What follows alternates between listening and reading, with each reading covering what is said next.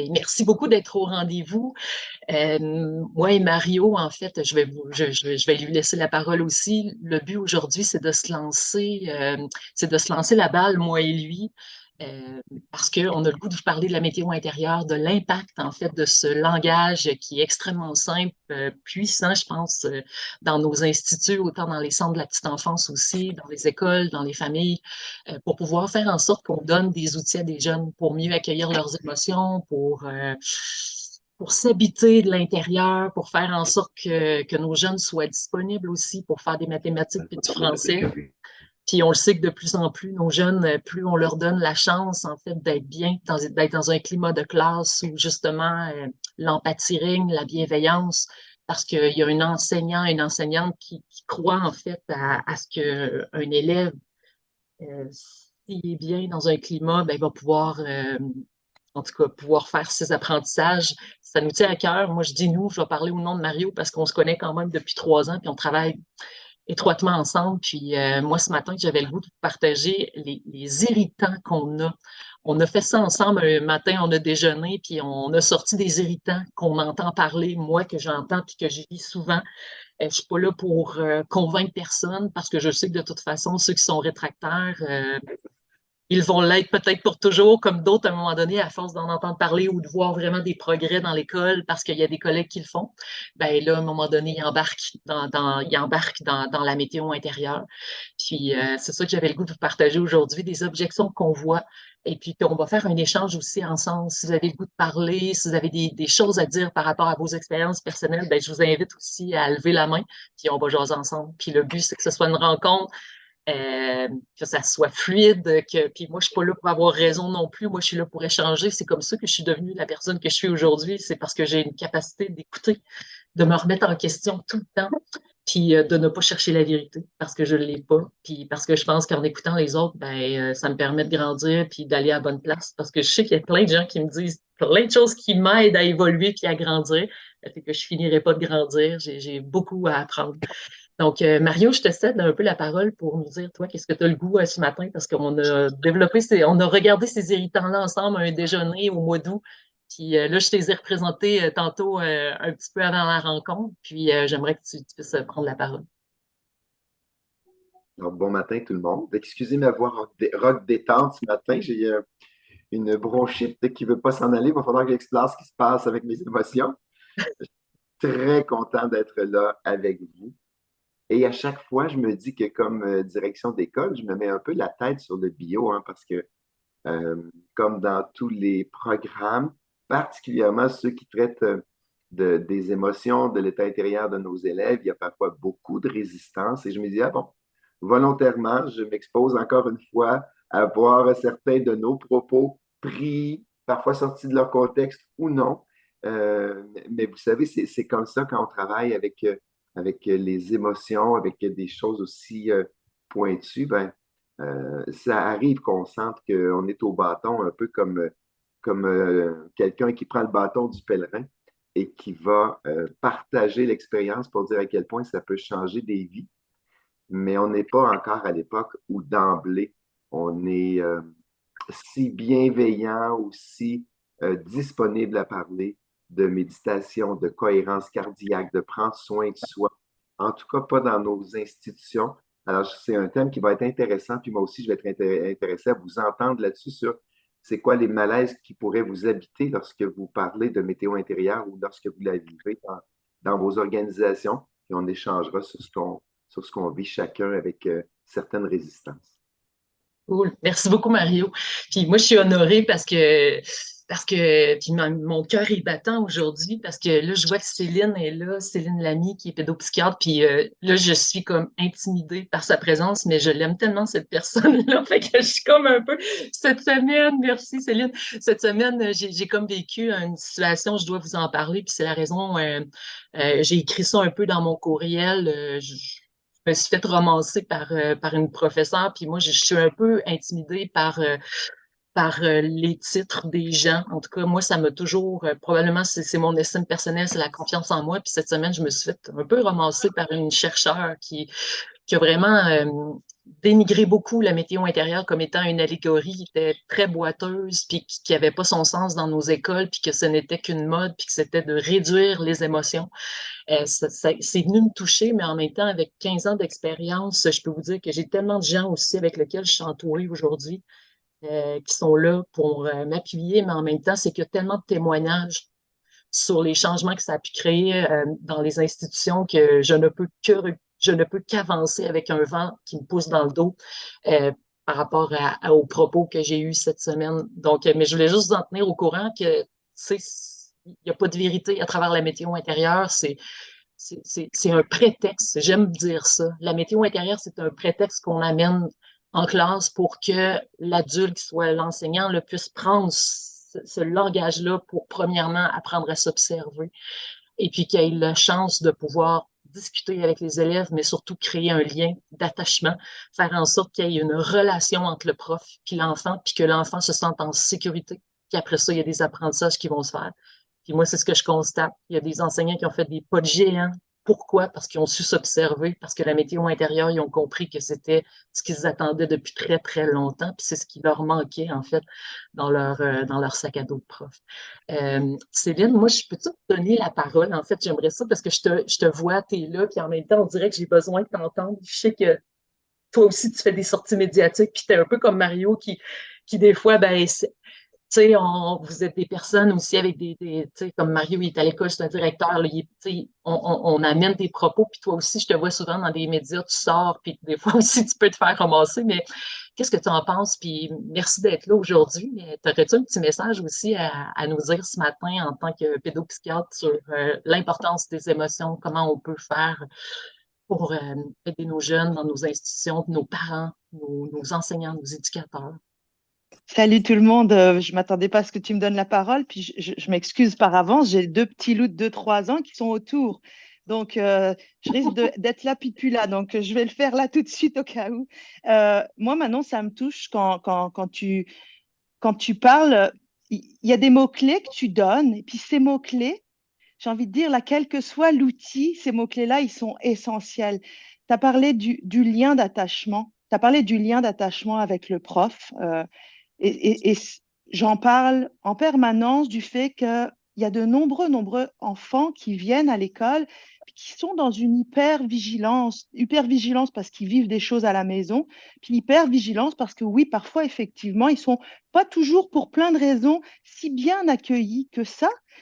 Et de fait, bah, cette hyper-vigilance-là, puis là, c'est, je dirais, neuroscientifique. Hein, c'est pas... Quand on est en hyper-vigilance, l'apprentissage, mobiliser effectivement ses capacités de mémorisation et autres, utiliser son cortex préfrontal, c'est impossible. C'est juste pas possible. Hein. Quand on est dans la forêt en train de se faire courser par un loup, ben, on n'est pas en train de se dire, tiens, c'est quoi le théorème de Pythagore? Ça marche pas. On est dans la survie. Donc, effectivement, quand un enfant a un lien avec l'institution qui l'accueille, une relation d'accueil et de bienveillance, il est ce que tu l'as dit en sécurité. C'est le meilleur. Ah, je gêne mon enfant. Et c'est le meilleur moment c'est le meilleur outil pour apprendre. Puis la météo. Attends, Augustin, excusez-moi, c'était pas prévu du tout que tu me fasses parler. Et donc, la sécurité, effectivement, ben, c'est essentiel pour nos loulous. La météo intérieure, moi, je trouve que c'est un outil fantastique.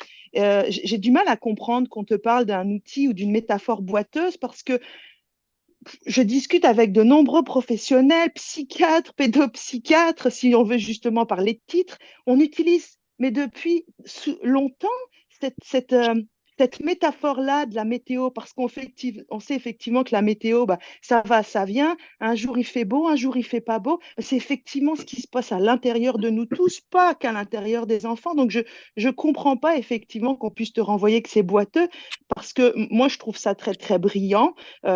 Puis, bah, tu sais, mon livre, là, quand je parlais de Il pleut à la maison, on pourrait me dire, oh là là, métaphore très boiteuse.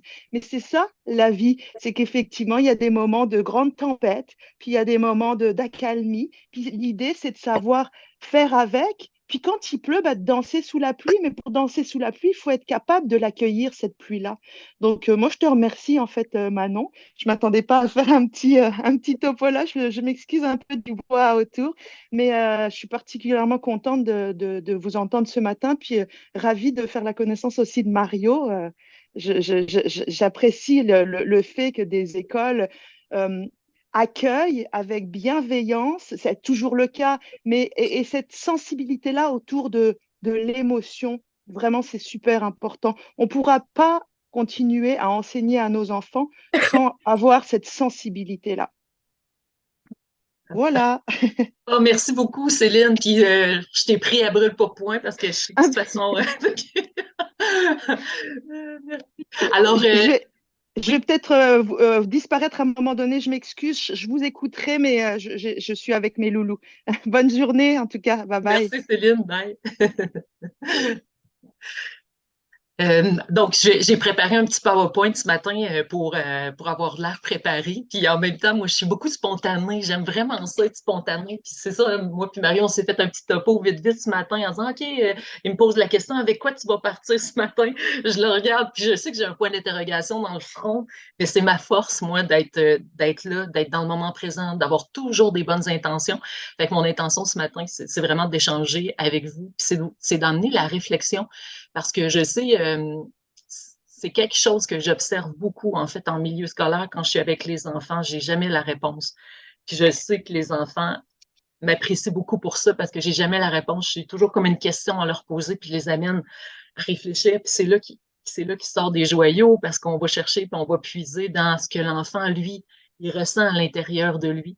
Donc, ça me touche beaucoup ce matin que vous ayez de l'intérêt pour nous entendre, mais en même temps, ce qu'on souhaite, c'est vous faire réfléchir, c'est de vous emmener aussi à aller trouver vos propres réponses, puis parce qu'on n'est pas en train de vous donner du prêt à manger, au contraire, on nous amène des questions pour vous faire réfléchir, puis vous donner aussi le désir d'en faire autant, parce que c'est ça qu'on souhaite qu'on puisse le faire, qu'on puisse faire grandir la météo intérieure, juste premièrement par nous-mêmes, d'être observateurs, comme aujourd'hui, d'être observateur, de prendre du temps, de se donner des soins, d'avoir de l'attention sur notre propre état intérieur. Fait qu'avant de commencer, je serais curieuse de savoir dans le chat si vous avez le goût, dites-nous donc, vous arrivez avec quelle météo intérieure présentement? Il est 9h13 au Québec, puis je sais qu'on a 6 heures de plus en France, en Belgique, en Suisse, parce qu'on a beaucoup de gens aussi qui nous proviennent de l'autre côté. Moi, je suis curieuse de savoir quelle est votre météo intérieure aujourd'hui. Vous arrivez comment? Si vous pouvez écrire ça dans le chat, ben, ça me ferait vraiment plaisir de vous lire. Donc, une météo énergique de Claudine.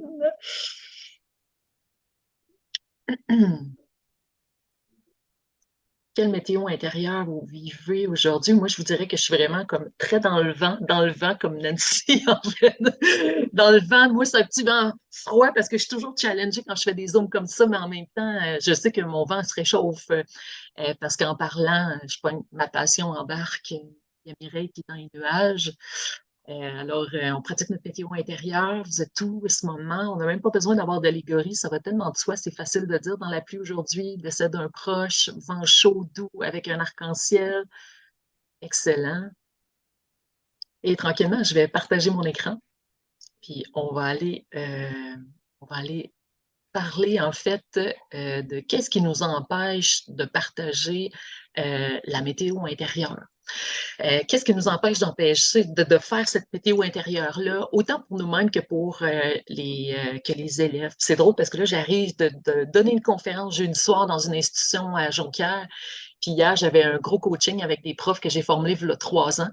Là, c'est drôle parce que la direction, elle arrive, puis tu sais, moi, j'ai des fits avec des personnes, puis je sais que là, je vais aller travailler juste avec des gens avec qui j'ai des fits, parce que je sais que sans fit, faut s'en faire une chasse gardée de la météo intérieure, parce que c'est pas une formation, la météo intérieure, c'est vraiment un mode de vie. Puis c'est pour ça qu'avec Mario, je pense que ça a cliqué beaucoup, parce que Mario, je pense qu'il s'en est fait un mode de vie, puis c'est devenu pour lui, en fait, peut-être quelque chose qui a su, que ça a répondu à ses propres besoins en tant qu'être humain. Puis je ne veux pas parler à ta place, Mario, tu pourras en parler tantôt.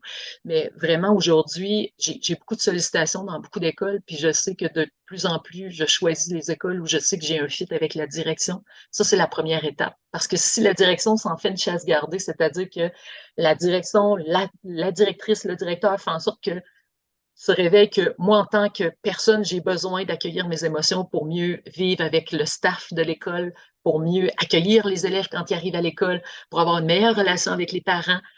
Là, après ça, tu peux dire que, OK, je pense qu'on a compris, on va bien s'entendre. Parce que c'est vraiment, c'est pas quelque chose juste d'extérieur pour travailler sur le bien-être des élèves. Non, c'est pour, premièrement, avoir la chance de s'observer en tant qu'adulte pour se rendre compte que, oh, là, ma météo intérieure, j'ai besoin de l'observer, j'ai besoin d'apprendre un peu comme Céline disait, d'apprendre à danser sous la pluie, mais tu sais, le but de la météo intérieure, c'est de favoriser l'habituation aux sensations inconfortables.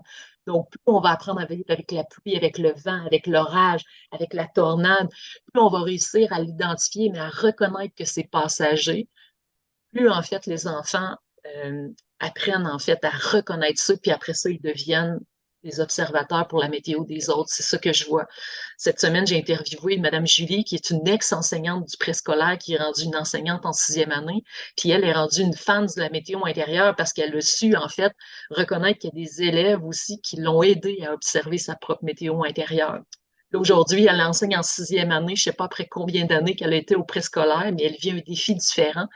Puis la météo est rendue, en fait, sa façon, en fait, de partager ce lien-là d'attachement, le climat dans sa classe avec le journal de bord. Donc, les élèves, à chaque jour, écrivent 10, 15, 20 minutes dans leur journal de bord. Quelle est ta météo intérieure? Elle rattrape plein de situations qui se sont passées je sais pas moi, le prof d'éducation physique, il dit, ben, il est arrivé un conflit pendant le cours d'édu ou dans le cours d'école ou quoi que ce soit. Puis Mme Julie se sert de ce journal de bord-là pour partager avec ses étudiants qu'est-ce que vous avez vécu, comment vous vous êtes senti. Fait que tous les élèves écrivent dans leur journal de bord, fait qu'elle a fait son français de cette façon-là, mais elle a appris à connaître ses élèves parce qu'elle répond aussi dans le journal de bord. Et si vous verriez la qualité, le climat qu'il y a dans cette classe-là, ce n'est pas des individus un à côté de l'autre, c'est une communauté. Et c'est ça qui est extraordinaire. Dans une école, ça devrait être une communauté. Ça ne devrait pas être chaque classe est un silo. Non, non, c'est une communauté où tout le monde apprend à vivre ensemble. Et c'est ça que Mme Julie est en train de vivre. Puis je trouve ça extraordinaire. Fait que là, j'interviewe ses élèves. Puis je vais vous partager ça dans les prochaines semaines, mais de démontrer à quel point un élève qui écrit dans son journal de bord, à quel point il se sent en sécurité dans sa classe parce que finalement, il a appris à connaître les élèves qui sont à côté de lui, les amis qui sont assis à côté de lui, puis qui se rend compte que finalement tout le monde est dans le même bateau. Tout le monde vit des émotions inconfortables, puis que finalement je peux nommer qui je suis, qu'est-ce que je vis, puis qu'il y a des élèves qui souffrent de difficultés d'apprentissage, puis que là maintenant, ils sont capables d'être dans vulnérabilité, puis de dire, Madame Julie, je comprends pas, puis qu'ils n'avaient jamais osé avant. Écoute, c'est extraordinaire. Mario, tu avais levé la main, on va t'écouter là-dessus. J'allais juste ajouter avant qu'on aille au diapo. Je ne connais pas l'origine des gens qui sont avec nous ce matin. Est-ce que ce sont tous des gens Oui. d'éducation? Est-ce que des enseignants, des gestionnaires, des gens du milieu de la santé? Alors, ce que j'avais le goût de vous partager, c'est que un de mes intérêts dans la météo intérieure, au-delà de tout le volet élève, mais c'est aussi le volet être humain pour nous en tant qu'adultes. Alors, ce qu'on fait présentement et ce qu'on va vous présenter comme étant des objections ou des réussites de la météo intérieure auprès des élèves, ben moi, je les vis personnellement aussi dans ma façon d'intervenir auprès des adultes de l'école et auprès des gens pour avoir une influence, espérer avoir une influence sur comment ils se connaissent eux-mêmes pour devenir des meilleurs individus, pour être bienveillants avec eux, pour que les adultes identifient aussi leurs propres émotions, pour être en mesure ensuite d'être des guides pour les enfants. Sans vouloir témoigner sur ma vie longtemps, c'est il y a quelques mois seulement que j'ai appris c'était quoi vivre une émotion. Je les subissais sans être capable de les accueillir, de les reconnaître et de savoir qu'est-ce qu'on fait avec ça, ces émotions-là. Donc, c'est intéressant aussi comme adulte de se positionner dans le contenu qu'on va entendre ce matin sur OK, ça veut dire que moi, avec la caissière à l'épicerie, si je suis conscient de ce qui m'habite, je risque moins d'être impatient ou ça risque de teinter ma réaction ou non. Et là, je prends la caissière à l'épicerie, mais c'est vrai dans tous les volets de notre vie. Alors, je vous invite à garder ça présent à l'esprit, de voir comment vous pouvez transférer l'information qu'on donne ce matin. Si vous n'êtes pas du milieu de l'éducation, ça se transfère à tous les milieux. Et plus on est conscient de ce qui nous habite, ben meilleur on est leader, bienveillant, conscient, accueillant et aimant dans notre quotidien avec nos enfants, avec notre famille et avec les gens que l'on croise. Et c'est là une une très belle force et un bel impact de la météo intérieure dans nos organisations. Fait que gardons ça en tête. Au-delà des élèves, il y a tout le cheminement que nous, on peut faire et faire avec nos équipes. Oui. Puis, tu sais, je me revois, Mario, quand on a commencé à se poser la question, parce qu'on a le désir de faire une conférence ensemble, puis on veut vraiment, tu sais, œuvrer dans le milieu de l'éducation pour des bonnes raisons, parce que, tu sais, on voit les résultats, on les a vus peut-être personnellement sur chacun de nous, mais aussi c'est qu'on voit aussi des élèves se transformer, des enseignants se transformer aussi.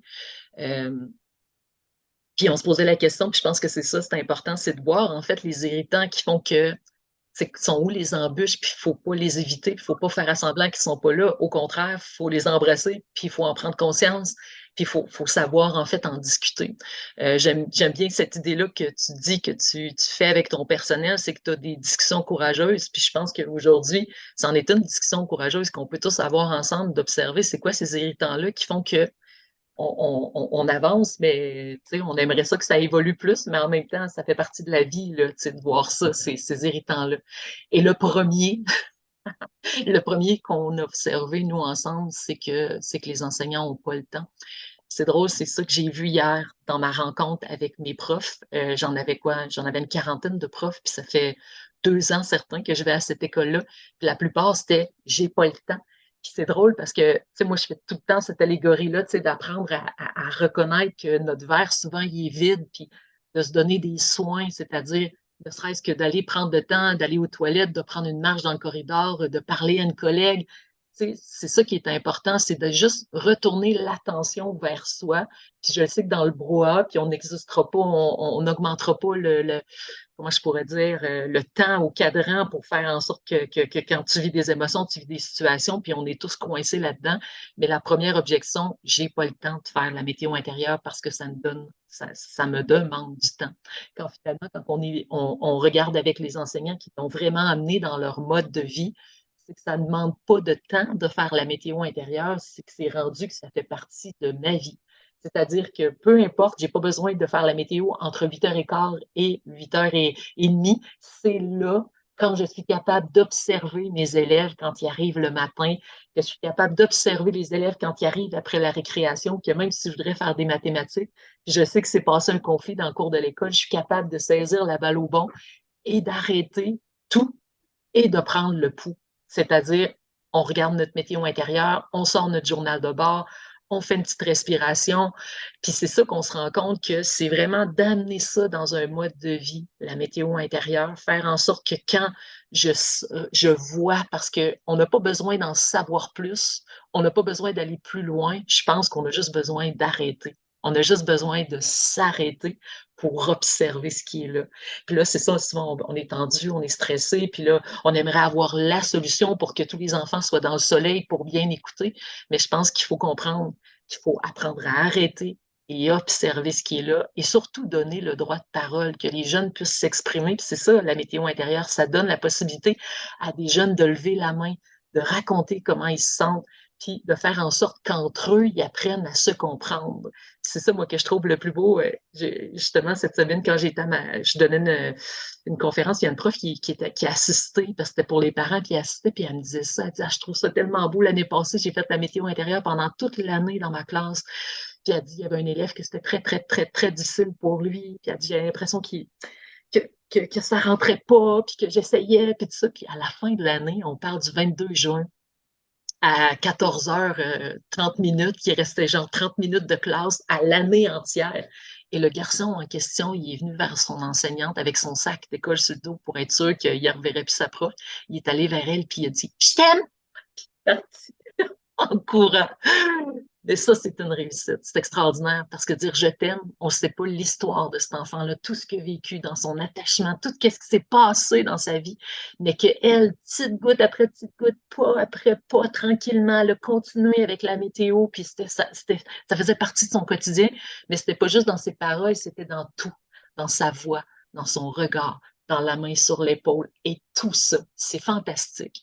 Ça me touche beaucoup parce que quand elle me raconte ça, là, pour elle, c'était comme j'aurais tellement voulu le revoir l'année suivante parce que je savais que j'avais gagné quelque chose. Céline, on va t'écouter là-dessus. Oui, simplement par rapport à l'histoire j'ai perdu le fil, excuse-moi, tout d'un coup. Non, c'était par rapport à... Oh, je l'ai écrit dans le... Je m'excuse. Euh, c'est ça, oui, par rapport à l'histoire du temps, en fait, ce que Ouais, beaucoup aussi de me disent, c'est j'ai pas le temps parce que je trouve j'ai pas de solution à donner. Puisque j'explique, c'est que c'est pas la question de donner une solution à l'émotion qui est évoquée, c'est de l'accueillir, c'est de faire exister l'enfant dans notre regard, de le valider. Je te vois, tu existes, ton émotion est valide. On ne demande pas d'être dans la solution, ce qui fait que les profs souvent disent, oui, mais là, il va falloir que je rentre dans le détail. Non, accueille, entends, valide, fais exister l'autre juste par ton regard, puis tu verras effectivement que ça prend vraiment pas de temps, mais tu en gagnes, comme tu le dis, énormément. Voilà, c'était tout ce que je voulais dire, excusez. ouais, c'est parfait. Mario, tu veux-tu rebondir là-dessus? Parce que toi aussi, en tant que tu sais, direction, tu t'es vois, en fait, parce que quand on a formé le personnel, les objections arrivent, là. À 24, on fait ça comment? À raison de je suis débordé, blablabla, tu. Puis comment tu vis ça, toi, puis comment tu as vécu ça avec ton staff? Ton micro, il est pas ouvert, Mario. On veut t'entendre, on veut t'entendre. Merci, Madame Céline. C'est tellement une objection principale, en fait, la peur de ne pas avoir de réponse, alors que l'essentiel est d'accueillir. Au niveau du temps, euh, je- c'est tellement l'argument le plus facile à contourner à partir du moment où on démontre qu'il faut juste se réserver des moments précieux. Donc, moi, comme directeur d'école, dans ma porte de bureau, dans la fenêtre, c'est écrit comment puis-je vous aider, de quoi avez-vous besoin? Alors, quand on disait, ben, on a besoin de temps, comment tu veux qu'on organise ça? Ben, mon travail, c'était d'identifier avec l'équipe comment on allait dégager du temps de qualité. Alors, par exemple, on a un club des petits déjeuners à l'école. On a décidé que le déjeuner se prendrait dorénavant en classe à l'arrivée des élèves, au lieu de le faire à 7 heures le matin. Et là, tout à coup, ben, on a remarqué que de prendre un muffin avec nos élèves, de boire un jus de 8h moins quart à 8h05, c'était une stratégie tellement payante au lieu d'être en train de ne pas avoir le temps de gérer les débordements et l'état émotionnel des élèves quand ils arrivent. Donc, il faut se dégager du temps. Avec l'équipe, on a aussi identifié des personnes qui pouvaient venir prendre en charge la classe pendant que l'adulte, qui a le lien le plus signifiant, donc généralement l'enseignant, lui, sortait avec certains élèves qui avaient besoin d'un temps de qualité pour s'exprimer, pour se recentrer, pour extérioriser une émotion. Donc, il faut identifier des périodes de qualité, mais dès que l'enseignant ou le milieu comprend, d'une part, je reprends le mot de Manon, qu'on est une communauté d'accompagnement, et deux, vous allez être surpris, mais à mon avis, parfois 40% du temps dans une classe peut servir à faire de la gestion disciplinaire en cours de journée, ben, on vient récupérer plein de temps parce qu'on gère les conflits différemment, parce qu'on est centré sur un mode accueil et ventilation des émotions. Donc, l'enfant ne traîne pas ça toute la journée. Alors, plus on a des moments identifiés pour accueillir les élèves, ben, moins on a de risque que le volcan explose parce qu'on prend soin tout au cours de la journée de l'état émotionnel des élèves. Alors, c'est pas vrai qu'on n'a pas le temps. Au contraire, ça devient un choix d'organisation et un choix de priorité. Et parfois, à propos du temps, les enseignants nous le diront, ça fait 25 ans qu'on essaie d'apprendre les tables de multiplication, les verbes et le nom des bateaux de Jacques Cartier. Ben, si ça ne fonctionne pas, c'est peut-être parce qu'il faut faire autrement, notamment se préoccuper de rendre les élèves disponibles. Alors, tout le temps que l'on met à s'occuper de rendre disponible un élève, c'est du temps gagné et non pas du temps perdu. Oui. Céline, est-ce que tu voulais rebondir parce que je t'ai vu lever la main aussi? Oui, en fait, j'invite à lire Hartmut Rosa, qui est un sociologue allemand, mais qui parle justement de l'accélération du monde. Et il dit, c'est pas en décélérant et en donnant l'impression à chacun de perdre du temps qu'on va y arriver, c'est en rentrant en résonance émotionnelle avec l'autre et en recréant le lien. Donc, c'était juste pour faire du pouce par rapport à ce que Mario disait, hein, c'est quand on sera en résonance affective, émotionnelle, avec l'autre, qu'à partir de ce moment-là, effectivement, on sera beaucoup plus efficace. Pour le moment, nous, adultes, on est dans le temps de l'agenda, hein. Moi, j'appelle ça le chronos, mais les enfants ne sont pas dans le chronos. Donc, on essaye de rentrer en contact et d'apprendre à nos enfants alors qu'on est quasiment dans une temporalité dans laquelle ils ne sont pas. Puis on continue à forcer en se disant, mais on est vraiment sur une autre, on est sur une faille temporelle et on continue à dire, mais voyons donc, ça ne marche pas. Donc, je suis tellement d'accord avec Mario. Arrêtons de continuer et de persévérer dans ce qui ne marche pas et créons quelque chose qui fait du sens. C'est Hartmut Rosa, je vais vous l'écrire, oui, en discussion. Parfait.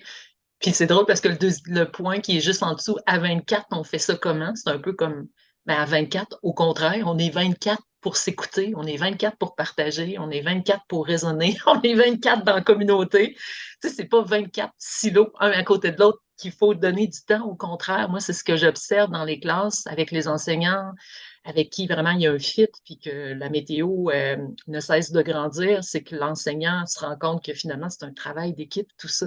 Ça repose pas sur les épaules de l'enseignant. Au contraire, c'est que plus on amène ces discussions-là, le journal de bord, on parle de la météo à chaque jour, on se permet d'ouvrir, on se rend compte que les jeunes aiment partager, mais aiment écouter les autres, puis aiment aussi amener parfois, hey, toi, là, ta météo intérieure, moi, j'ai fait telle chose, ou moi, quand j'ai ma météo intérieure, je suis dans l'orage, je fais telle affaire, tu sais. Fait que les jeunes, ils sont dans l'empathie, en fait. Ils ont tellement le goût de contribuer dans la vie des autres, mais on leur laisse pas la chance. Donc, à 24, on fait ça comment? Ben, au contraire, on a encore plus une belle team pour le faire ensemble.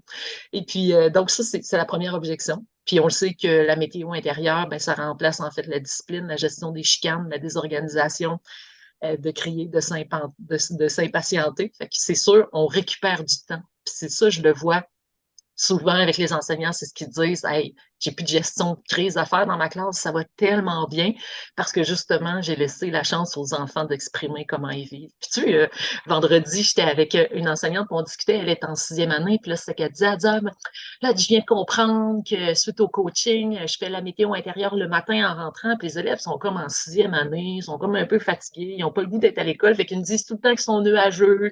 Exemple, elle dit, je trouve ça un peu plate, mais je dis, ben, pourquoi d'abord tu le fais pas plusieurs fois dans la journée, puis laisse les choses arriver. C'est-à-dire, quand il y a un conflit, quand il y a une situation, là, c'est le temps là, de faire la météo intérieure, parce que dans le fond, on l'a fait quand ça. La météo est comme une méthode, tu sais, ben, c'est une méthode, c'est un mode de vie pour travailler davantage sur la prévention, mais aussi de découvrir ces outils-là et de s'en servir après quand l'alerte météo arrive. Donc là, ben, quand il arrive le conflit, là, c'est le temps de parler de la météo intérieure parce que là, les élèves ont eu les outils avant. Donc, c'est sûr que juste faire ça le matin en arrivant, les élèves sont même pas encore réveillés. Fait que c'est sûr qu'ils sont pas encore peut-être disposés à. Mais ça, c'est à toi à l'observer, puis après ça, le faire quand c'est le temps. Mais vu que la météo est toujours en changement, il faut le faire plusieurs fois dans une journée pour mieux saisir les balles au bon. Fait que Mario, je te laisse te rebondir là-dessus. J'ai vu que tu as levé la main. Juste pour conclure sur le temps, Oui. juste nous rappeler le carcan dans lequel on travaille en éducation. Hein? Alors, à 8h moins quart, c'est la période 1 à 8h50, c'est le battement de 5 minutes. À 8h55, c'est la période numéro 2. Après ça, c'est la récréation. C'est de ce carcan-là dont il faut s'éloigner le plus possible. C'est vrai pour implanter la météo intérieure, mais c'est vrai aussi pour rendre plus disponible l'élève. Ça ne veut pas dire qu'à 8h05, il a faim, puis ça ne veut pas dire qu'à 9h moins quart, il a envie d'aller aux toilettes. Ça ne veut pas dire qu'on ne peut pas commencer une période un peu plus tard à certains moments parce qu'on est en train de traiter un enjeu important. Donc, rappelons-nous ça dans nos équipes, dans l'organisation du travail.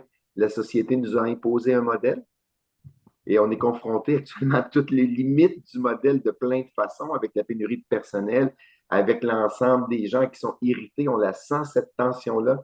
Donc, il faut éclater les structures lorsqu'on veut vivre la météo intérieure de façon efficace. Voilà. Oui, c'est en plus ce que je vivais hier avec l'équipe du personnel, là, c'était comme, on les sent, là, ils sont pris dans des cases, là, puis là, moi, je leur suggérais juste, tu sais, tu peux sortir de ta classe parce qu'il faut que tu remplis ton verre. C'est important, si tu enseignes le verre vide, tu n'as plus de ressources, là. Tu sais, c'est comme l'émotion inconfortable, je vais dire une niaiserie, mais je dis ça tout le temps. Puis ça, j'ai pris ça du docteur Paul Simard, que j'aime beaucoup, c'est un psy. Puis lui, il compare beaucoup les émotions inconfortables aux besoins physiques, physiologiques, comme par exemple une envie d'uriner. Tu sais, retenir une envie d'uriner, là, ça va pas, là. Puis je suis de plus en plus inconfortable, mais je retiens cette envie d'uriner-là, mais c'est la même chose d'avoir cette émotion inconfortable dans nous qu'on retient, puis que là, c'est sûr qu'on devient de plus en plus agressif, puis de plus en plus impatient, parce qu'on ne se donne pas la chance d'aller aux toilettes, par exemple, pour uriner, puis être soulagé. C'est la même chose pour l'émotion inconfortable qu'on retient à l'intérieur de nous, parce qu'il ne faut pas oublier que les enseignants qui arrivent à l'école, ils ont une vie, les autres aussi. Ils ont des enfants, ils ont des conjoints, ils ont des parents. Puis là, ils arrivent à l'école, des fois, ils ont le verre vide, là. Ils ont le verre vide, puis ils sont pas en mesure là, d'être dans l'accueil. Fait que moi, je me dis, tu sais, quand on parle que la météo intérieure, c'est beaucoup trop enfantin, une chance que c'est enfantin, ça veut dire que tout le monde va pouvoir le faire. Mais la météo, on a parlé de prétexte, c'est un prétexte pour observer les émotions que toi, tu vis. Moi, ça a été le prétexte par excellence de m'accueillir en tant que maman. Quand j'ai eu mes enfants, aujourd'hui, ma fille a 16 ans, mon fils en a 20, mais moi, j'ai été complètement déstabilisée dans mon rôle de parent. Quand j'ai commencé la météo intérieure, il y a 15 ans, je ne savais pas c'était quoi l'émotion. Je ne m'étais jamais permis de vivre ça. Puis je ne peux pas prétendre qu'aujourd'hui, je suis une championne, mais je peux vous dire à quel point les enfants m'ont aidé à m'aider, en fait. Donc, moi, je me dis, la météo intérieure, c'est enfantin, oui, mais en même temps, non, parce que c'est un prétexte juste pour que tu rentres dans un univers où que là, finalement, si tu as la sagesse de retourner le regard vers toi puis de dire, hey, my God, je suis au même niveau que les enfants, j'apprends grâce à eux à les observer, à m'observer, puis surtout à développer, en fait, beaucoup de bienveillance à mon égard, puis savoir que ces émotions-là, si je les accueille, je vais tellement pouvoir aider l'enfant dans tout son épanouissement. Donc, je pense que c'est important de réaliser ça. Puis Mario, toi, c'en est un enjeu que je pense que tu vis aussi, que la météo intérieure, c'est trop enfantin. Je l'appelle mon bouton rouge. C'est un de ceux que, quand on pèse dessus, là, ça vient vraiment me chercher. Avant d'être directeur, j'ai été titulaire au primaire en 6e année. Et je fais partie de ceux qui amenaient les élèves à écrire au Père Noël en situation d'écriture. Et je me souviens d'une année où on a fait afficher les lettres qu'on avait envoyées au Père Noël en 6e année. Et c'était fascinant parce qu'on avait le droit de jouer à avoir encore un cœur d'enfant. Maintenant, quand on parle que la météo intérieure, ça peut être trop enfantin, ben, dans les situations du quotidien, observez le nombre de situations trop enfantines que l'on gère. Alors, pour la personne qui vit un irritant, parce qu'il manque des crayons dans sa classe, il manque toutes sortes de trucs, c'est pas un irritant banal. Au contraire, c'est le besoin de la personne au moment où elle fait cette demande-là. Mais de l'extérieur, ça pourrait avoir l'air vraiment enfantin. Mais c'est la même chose avec les émotions. Lorsque j'accueille des gens dans mon bureau, ben, ce sont les mêmes émotions de base qu'on doit vivre ensemble. Lorsqu'il y a un parent qui vient vivre un plan d'intervention avec nous, lorsqu'il y a une situation qui dérape avec un élève et qu'on est 5, 6, 7 autour de la table, ben, les émotions que l'on doit se nommer, incluant le fait de permettre aux parents de s'exprimer sur comment ils se sentent quand il arrive à cette rencontre-là, à laquelle il va nous nommer qui se sent souvent intimidé, qui sent qu'il est un mauvais parent, etc. Alors, de ventiler tout ce langage-là, ce n'est jamais enfantin, même si c'est toujours les mêmes mots qui peuvent revenir. Je ne vois pas comment on pourrait prétendre que de prendre soin de la météo intérieure, quel que soit le langage, ce serait beaucoup trop enfantin. Je pense que ça fait partie des arguments que l'on peut se donner pour fuir notre état intérieur, beaucoup plus que de dire que qui est enfantin d'utiliser des personnages, d'utiliser une affiche. Et je termine en vous disant que tout près de mon bureau, il y a une affiche géante, je ne sais même pas quelle grandeur elle a, de la météo intérieure. Et régulièrement, que ce soit des membres de l'équipe ou des parents, ils s'arrêtent et là, ils regardent, oh, ce matin, il me semble que ouais, l'orage est pas mal là. Alors, je ne vois pas comment on pourrait qualifier d'enfantin la météo intérieure. Ouais. Céline, je vais t'écouter. Je pense que tu as le goût de rebondir aussi. Oui, sur le côté enfantin, dans mon bureau, j'ai majoritairement en ce moment des adolescents.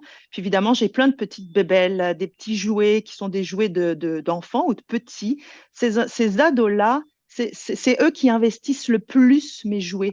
Pas les petits, mais les grands, les pré-ados. Puis n'oublions pas que le jeu, c'est Pauline Kergomar qui disait ça, hein, la pédagogue, le jeu, c'est le métier de l'enfant. Et c'est par le jeu, et là les neurosciences sont formelles, c'est par le jeu, c'est-à-dire ce côté enthousiasmant que les enfants apprennent le mieux. Donc oui, que la météo intérieure soit enfantine, bah, comme tu l'as dit, heureusement effectivement que ça vient parler à notre petit être intérieur. Puis ce qui me peine beaucoup, c'est que justement, nous, adultes qui sommes vraiment comme sclérosés dans notre position de sachant, hein, on est dans l'adultisme là, on trouve ça vraiment bébé lala, mais ça parle combien on s'est déconnecté de notre petit être intérieur, hein, le petit enfant de 10 ans qui était plein d'enthousiasme et plein d'envie, puis qu'on a pris des masques d'adultes, puis 10 ans maintenant, notre position de perchoir, oh bah c'est vraiment trop enfantin. Ça parle de notre déconnexion d'adulte, mais ça ne parle pas de la qualité de ton outil, Manon, du tout. Ouais.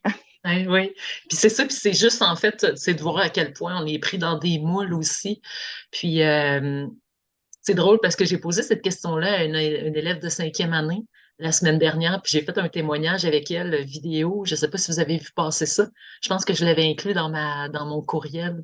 Puis cette élève-là, en fait, je lui ai posé la question. Souvent, la météo intérieure, les enseignants disent que c'est trop enfantin, puis tout ça. Fait qu'elle a dit spontanément, mais est-ce qu'ils l'ont essayé? Elle dit, moi, là, à 11 ans, ça m'a donné le moyen d'exprimer à ma mère qu'est-ce que je vivais.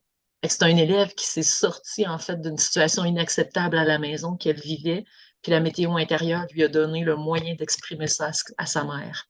Donc, tu sais, c'est vraiment comme, c'est toujours, c'est ça. Puis moi, je trouve qu'il y a de plus en plus jouer avec les élèves. Puis moi, j'ai une marionnette de Mathéo, puis avec les 6e années, moi, j'ai la marionnette dans la classe. Puis des fois, là, il y a des élèves qui viennent me voir pour me dire, t'as pas sorti Mathéo aujourd'hui. Tu sais, c'est des élèves qui ont 11, 12 ans, mais ils ont besoin de jouer. Ça passe par... Et c'est là, on enlève toute la menace. Parce que dès qu'on parle de colère, de peur, d'anxiété, tu sais, c'est déjà avec des étiquettes que c'est négatif, qu'on ne devrait pas vivre ça. Tandis que quand on parle de l'orage, de la pluie, du vent, là, ils font des compositions météorologiques, puis ça se connecte directement, fait que ça enlève la menace, puis tant mieux si c'est enfantin. Donc, ça va nous permettre d'aller encore plus loin, en fait. Puis moi, c'est ça, je trouve que c'est extraordinaire. Puis en même temps, ben, bien heureux les creux, comme on dit, parce que quand il y a des gens qui en sont frustrés, ben, ça me donne encore plus le goût de me questionner, puis d'aller encore plus en profondeur dans le fait que, ben, bien heureux les creux, tant mieux si c'est enfantin, mais les raisons d'être de ça sont encore plus puissantes. Mario, t'avais-tu d'autres choses à ajouter sur ton bouton rouge ou c'est correct? C'est bon? Une autre raison aussi, c'est que moi, je travaille beaucoup, beaucoup, beaucoup avec le journal de bord. C'est vraiment quelque chose parce que on le sait que par la créativité, par le dessin, par les mots aussi, quand les élèves sont un petit peu plus, tu sais, dans la 3e jusqu'à la 6e année, écrire dans le journal de bord, c'est quelque chose d'extraordinaire. C'est un moment où on se dépose, où on s'arrête, et ce qu'on fait aussi avec le journal de bord, c'est qu'on donne la chance aux élèves de pouvoir partager ou que ce soit un journal qui est secret. Puis, il y a des élèves qui gardent secret, puis à un moment donné, oups, ils changent de pile, puis là, ils vont dans le journal à partager. Puis là, on a même rajouté aussi, surtout dans la classe à Mme Julie, tu vois, on a dit journal privé, journal à partager, puis journal à lequel j'aimerais que tu commandes dedans. Donc, c'est là qu'on voit à quel point les élèves, au début, sont comme plus privés, puis après ça, journal à partager, puis après ça, écris-moi donc un petit message là-dedans, parce que c'est là qu'on voit à quel point les élèves ont besoin de cette intimité-là. Fait que le journal intime, c'est un endroit où on se dépose, on écrit nos météos. Plus souvent, ce qu'ils disent, c'est que, ah, ben là, ils écrivent toujours la même chose, fait que c'est une perte de temps, là. Fait que dans ce temps-là, je peux pas faire ma matière, parce que moi, il faut que je passe ma matière, parce que dans mon horaire, j'ai telle chose. Puis finalement, en faisant le journal de bord, on gagne du temps avec les élèves, parce qu'un enfant qui arrive à se déposer, qui a vécu quelque chose de difficile à la maison par rapport à ce que papa va pas bien, maman a des problèmes de ci, puis des familles dysfonctionnelles. Fait que l'enfant, il arrive des fois à l'école dans un tourbillon d'émotions. Quelle chance on lui offre de se déposer dans son journal de bord puis d'écrire tranquillement ce qu'il a, ce qu'il vit, ce qu'il ressent. Puis que là, tu as l'enseignante qui peut aller voir, qui peut lire si l'enfant il est d'accord avec ça. Puis après ça, durant la récré, le prof écrit juste un petit message tout doux pour accompagner l'élève, mais vous ne savez pas à quel point cette relation-là devient une connexion et qu'après, l'enfant peut aller doucement dans la vulnérabilité. Parce que souvent, c'est ça qu'on se dit, ben, l'enfant, il nomme pas des choses, mais c'est parce que, à ta minute, là, c'est pas toi qui vas décider s'il va nommer ou pas. Tu sais, il y a un travail à faire en arrière de ça, en amont, qui est Est-ce que l'enfant se sent bien? Est-ce que le climat de confiance est là? Est-ce que tu es capable d'aller toi-même dans la vulnérabilité, de parler de tes propres émotions? Est-ce que toi, t'en tiens un journal de bord pour être à l'écoute de tes propres émotions? C'est tout ce travail-là, en fait, qu'on fait ensemble qui fait que l'enseignant devient tellement plus proche de sa communauté. Puis ça s'appelle une classe, une communauté pour moi. Fait que Mario, je te laisse rebondir là-dessus. J'ai toujours quelque chose à dire, maintenant tu le sais, Ben, hein. tant mieux, j'aime ça. J'avais le temps de lire tout à l'heure dans le chat qu'il y a quand même quelques personnes qui ont des enfants. Ça peut Oui, être intéressant de l'expérimenter aussi à petite eh dose à oui, la maison, d'avoir avec nos enfants un mécanisme de communication d'un journal de bord, à la fois pour qu'il ventile lui. Les enfants connaissent la dimension du journal intime là, dans lequel ils pensent qu'ils écrivent toutes leurs affaires, mais un journal de communication avec le parent, ça peut être intéressant aussi. Fait qu'il y ait une partie où il sait que cette partie-là, il peut le communiquer par écrit à papa, maman ou son tuteur. Ça peut être une belle façon de faire un premier pas pour nous comme adultes avant d'être dans des grands groupes où là, effectivement, le défi est un peu plus élevé quand on n'y a jamais touché. oui. Puis j'aurais aimé avoir le temps de le préparer, mais j'ai été coincée, là. J'ai voyagé la semaine dernière, puis j'ai interviewé les élèves de Madame Julie en sixième année sur le journal de bord, et c'est des pépites, là. J'ai tellement hâte de vous présenter ça, de, d'entendre les élèves, tu sais, se raconter à travers le journal, puis de juste, tu sais, j'ai posé la question à un élève, j'ai demandé, qu'est-ce que tu as découvert, en fait, en écrivant dans le journal de bord? Il dit, j'ai découvert que j'avais une deuxième personne à l'intérieur de moi. J'ai découvert que j'avais une deuxième personne à l'intérieur de moi parce que je ne me connaissais pas avant. Et puis, il y en a un autre qui a écrit, il dit, moi, je pensais que j'étais toujours quelqu'un de souriant, mais il dit, à force d'écrire dans mon journal, il dit, je me rends compte que je vis beaucoup de colère. Tu sais, là, c'est ça qu'on donne la chance à des élèves de se déposer à l'intérieur du journal, d'écrire. Puis, c'est ça qu'on souhaite le plus, la connaissance de soi avant toute chose. Faire en sorte que l'enfant, tu sais, il apprenne à se connaître, mais aussi qu'il ait le goût d'aller vers l'autre. Donc, on se ramasse avec des élèves, en fait, qui vivent en communauté dans cette classe-là, parce que, d'après moi, une classe, c'est comme c'est un orchestre, en fait. Chaque personne joue d'un instrument, puis ensemble, on joue quelque chose. Chaque personne a sa place. Donc, moi, je trouve ça vraiment génial, mais en même temps, c'en est une objection. Les élèves écrivent toujours la même chose dans le journal de bord, fait que j'arrête ça. Quand finalement, on s'attend à quoi, dans le fond? Tu veux? On s'attend à quoi? Je le sais pas. Peut-être la prochaine objection. Pourquoi je devrais m'occuper, en fait, de l'état émotionnel des élèves quand moi, je suis ici pour enseigner? Ça, c'en est une grosse objection parce que sais, c'est comme, mais non, pourquoi je m'occuperais en fait d'écouter les émotions des enfants quand moi, ma job, c'est d'enseigner. Je suis ici pour ça. Donc, prendre le temps de partager la météo intérieure avec ses élèves, ça nous permet de nous occuper de nos propres émotions. Parce qu'on le sait de plus en plus, peut-être que Céline, c'est encore là et disponible, elle pourra en parler, mais tu sais, on le sait de plus en plus de par les recherches que cognitifs puis affectifs vont ensemble. Donc, dès qu'un enfant, en fait, est troublé, n'est pas bien, n'est pas en état de sécurité, ça va aller affecter ses apprentissages. Il va être moins en mesure d'être présent, disponible, ouvert. Donc, si tu es ici pour enseigner, mais en même temps aussi, c'est enseigner, c'est un art de vivre aussi. Tu sais, c'est pas juste enseigner de ton programme scolaire, il faut savoir déborder de ça. Fait que je vais laisser un petit peu la parole à Céline, puis après ça, peut-être, Marie, si tu as le goût de rebondir là-dessus. Oui, je suis toujours là et je vous écoute attentivement. En fait, oui, tout à l'heure, je le disais, enseigner sans résonance affective ou émotionnelle, c'est déjà oublier l'essentiel du lien d'attachement. Alors, certains profs me disent, oui, mais l'attachement, moi, je suis mal à l'aise avec cette idée d'aimer l'enfant. Ça n'a rien à voir. Il ne faut pas oublier que lorsqu'on est un adulte qui avons la responsabilité d'un enfant, nous sommes une figure d'attachement secondaire, c'est-à-dire on prend le relais de la figure d'attachement principale qui est normalement celle du ou des parents. Donc, c'est essentiel d'être en résonance émotionnelle. Et maintenant, ce n'est pas juste une idée de l'esprit de certains psychanalystes anciens. Les neurosciences le disent bien qu'un enfant en hypervigilance qui n'est pas dans un lien de sécurité ne pourra pas mobiliser ses connaissances et apprendre. Donc, un enseignant qui me dit, moi, je ne suis pas là pour prendre en charge les émotions des enfants. Oui, on n'est pas dans le prendre en charge, c'est ce que je disais tantôt. On ne te demande pas de trouver une solution ou de régler le problème de cet enfant. On te demande juste de l'accueillir. Et je reviens vraiment toujours à cette histoire du regard. J'aime beaucoup l'idée, là, en Afrique du Sud, on ne dit pas bonjour, on dit ça wabona. Ça veut dire je te vois, tu existes. Et pour répondre à ce bonjour, on dit Sigbowa, ça veut dire lorsque tu me regardes, j'existe. Ben, rien que ça veut tout dire dans une histoire de relation. Puis c'est ça qui devrait être instauré effectivement dans l'école, puis dans la relation d'attachement avec le professeur. Cette relation de coexistence mutuelle à travers le regard et l'accueil des émotions. C'était tout. Oui, puis je vais te donner la parole, Marie, aussi là-dessus. Puis moi, c'est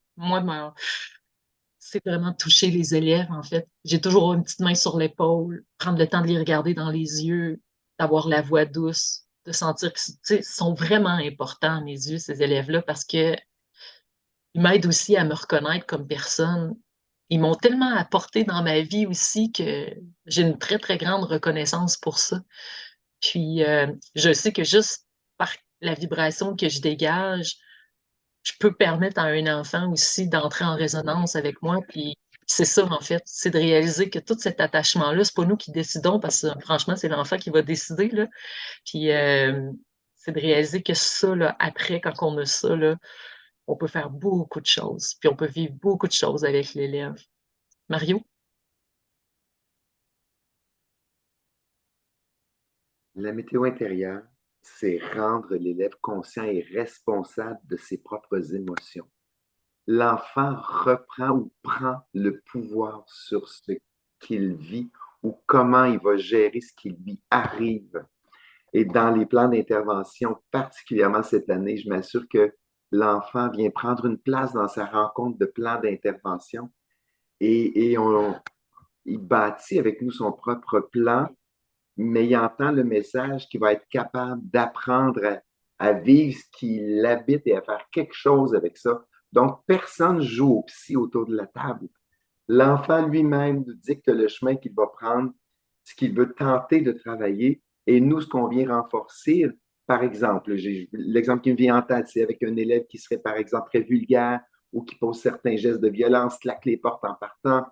Ben, s'il est habitué d'entendre le premier message qu'on lui livre, le plus important, c'est regarde, les gens sont ici autour de la table parce que tu es aimé dans notre école. On veut prendre soin de toi. Et après, on peut enchaîner sur le volcan qui l'habite et c'est quand ton volcan explose, ben, tu ne prends pas soin de toi puis tu ne prends pas soin de nous non plus. Ouais. Alors, nous, on t'aime, on veut que tu prennes soin de toi, on veut que tu prennes soin de nous. Alors, ça devient ça, la météo intérieure, et non pas le grand rôle, là, mais Céline l'a tellement bien exprimé. Personne ne joue au psy, c'est de l'accompagnement dans la bienveillance et dans la pleine conscience. Oui. Puis quand on parle de communauté, c'est ça. C'est de sentir que t'occuper de tes émotions, t'ouvrir à toi-même, c'est que tu vas jouer encore plus de ton instrument. Donc, ton instrument est important dans l'orchestre. C'est tellement précieux, là. Donc, c'en est une raison souvent que les enseignants sont comme, je suis pas là pour jouer au psy, là. Moi, je suis là pour enseigner, mais Annie, tu avais quelque chose à dire?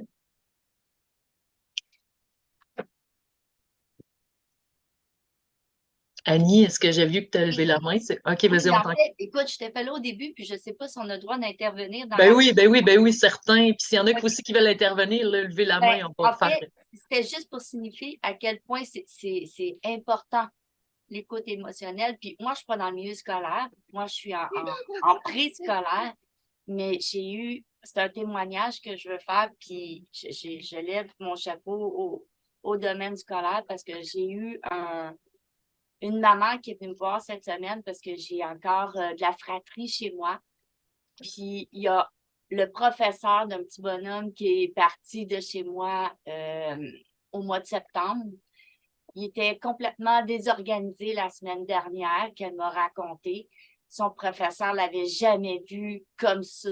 Puis elle m'a raconté que c'est parce qu'il était pour avoir des vaccins ou quelque chose comme ça. Puis en tout cas, elle ne savait pas quoi faire avec lui. Puis moi, je la fais beaucoup, la météo intérieure chez moi. Puis elle l'a pris à part, puis elle y a parlé. Puis lui, parce qu'il est capable d'exprimer ses émotions, puis parce qu'il est capable de mieux gérer peut-être que les autres enfants de son âge, il a dit, moi, je veux écrire une lettre. Moi, je suis dans cette météo-là, puis je veux écrire une lettre. Elle a dit, ben oui, OK. Puis là, elle s'est assise, puis elle a écrit mot pour mot ce qui lui a mentionné.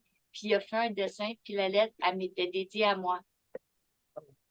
Parce qu'il s'ennuyait, il s'ennuyait de moi, il s'ennuyait de mon service de garde, puis il voulait le signifier. Mais Oh, juste le fait que j'utilise cette méthode-là, puis que son professeur elle a été capable de s'asseoir avec lui, puis de l'écouter dans son émotion, j'ai trouvé que la suite était là, puis que son professeur a bien continué le travail qui était fait ici, puis que lui a été capable de continuer aussi. wow! Voilà. Wow! Et puis merci Annie de ton témoignage. Puis c'est drôle parce que jeudi soir, je donnais une conférence. Puis à la fin de la conférence, il y a une maman qui est venue me voir pour me dire je n'étais pas supposée de venir, j'avais pas le temps de venir. Elle m'a dit je vais t'expliquer pourquoi je suis là. Elle dit je vais te faire écouter ça. Elle a enregistré sa petite fille qui a 4 ans parce qu'elle fait la météo intérieure à 4 ans à son école, à l'école où je donnais la conférence. Puis elle racontait à sa grande sœur qui est en 3e année quelle météo intérieure elle vivait. Puis sa maman, elle a enregistré ça sur un audio, puis elle m'a fait écouter ça. Puis elle disait, moi, je suis dans la tournade. Elle racontait ses émotions à sa grande sœur, puis sa grande sœur est en train de lui dire, ah oui, moi aussi, des fois, je vis telle météo. Les deux jasaient ensemble. Fait que là, sa mère a dit, moi, je me sens comme un peu exclue parce que je connais pas la météo. Fait que c'est pour ça que je suis ici ce soir. Grâce à ça, mes enfants arrivent à communiquer leurs émotions. Puis elle dit, je veux t'en remercier. Mais elle dit, c'est grâce à cet audio-là que j'ai tout mis de côté ce que j'avais à faire à soir. Puis je suis venue m'asseoir pendant 1 heure et demie pour écouter la météo intérieure. C'est vraiment beau parce que les enfants, justement, s'approprient ça puis ils vivent ça à fond. Donc, Exactement. La seule chose, c'est que j'aimerais tellement qu'à son école, ouais, il écoute ce qui se passe aujourd'hui dans cette conférence-là. ouais. Du coup, qui adhérerait, ça serait tellement le fun. En fait, toutes les écoles devraient écouter. Ouais, tranquillement, on y arrive. On a des. Ouais. Hein, c'est pour ça qu'il faut se mobiliser puis en parler. Donc, l'autre objection, c'est que je suis pas un psy. Je sais pas quoi faire quand les élèves pleurent, quand les élèves sont en colère, quand les élèves vivent de l'anxiété, tout ça. Puis moi, j'ai rétorqué, tu sais, en disant, on n'a pas besoin d'être un psy pour écouter un élève. On a seulement besoin de lui offrir justement de l'attention, de lui offrir des soins. Puis qu'est-ce que lui a donné des soins? C'est simplement être là, être disponible pour l'élève, euh, d'être en présence attentive. Puis ça, je trouve que souvent, c'est une objection qui revient. Je peux pas aller plus loin, je sais pas quoi faire. Tu sais, c'est comme s'il fallait faire switcher l'enfant dans le soleil après qu'il nous a dit qu'il est dans la pluie, où on appréhende qu'il va arriver un gros problème. Puis je me souviens, quand j'ai commencé la météo intérieure, il y a une quinzaine d'années, moi, je suis une ex-massothérapeute. J'ai fait 20 ans de thérapie en clinique, puis j'avais mon bureau sur le campus Université de Trois-Rivières. Fait que j'avais beaucoup de profs qui venaient me voir. Il y avait un prof qui était là, qui avait une chaire de recherche en psycho, puis j'adore cet enseignant-là, puis il me disait ça, il disait, hey, j'aime bien ça, ton allégorie de la météo intérieure, mais il dit, pense toujours à avoir un filet de sécurité, parce que ça se peut que les jeunes tombent, tu sais, quand ils vont nommer leurs émotions, tout ça, puis il y a un beau filet de sécurité à l'école, on le sait, tu sais, il y a des ressources qui sont là, puis ça arrive de temps en temps qu'il y a des élèves qui vont nous nommer des choses, mais vous ne savez pas à quel point il y a eu des signalements grâce à la météo intérieure, des enfants qui ont été sortis dans un contexte qui était inacceptable parce que la météo est devenue comme un moyen de dire les choses. Je repense à la petite amie qui a fait un témoignage avec moi elle a appris la météo en 3e année, qui a permis de dire des grandes choses à sa mère pour sortir d'un contexte qui était inacceptable, mais la maman était là, était une ressource importante. Mais il faut penser aussi que des fois, les ressources sont pas là. Mais en même temps, c'est que moi, je pense qu'on est mieux de prendre soin d'un enfant jeune que de s'occuper d'un adulte qui est complètement brisé parce qu'il n'a pas eu la chance d'être écouté quand il était enfant à l'école.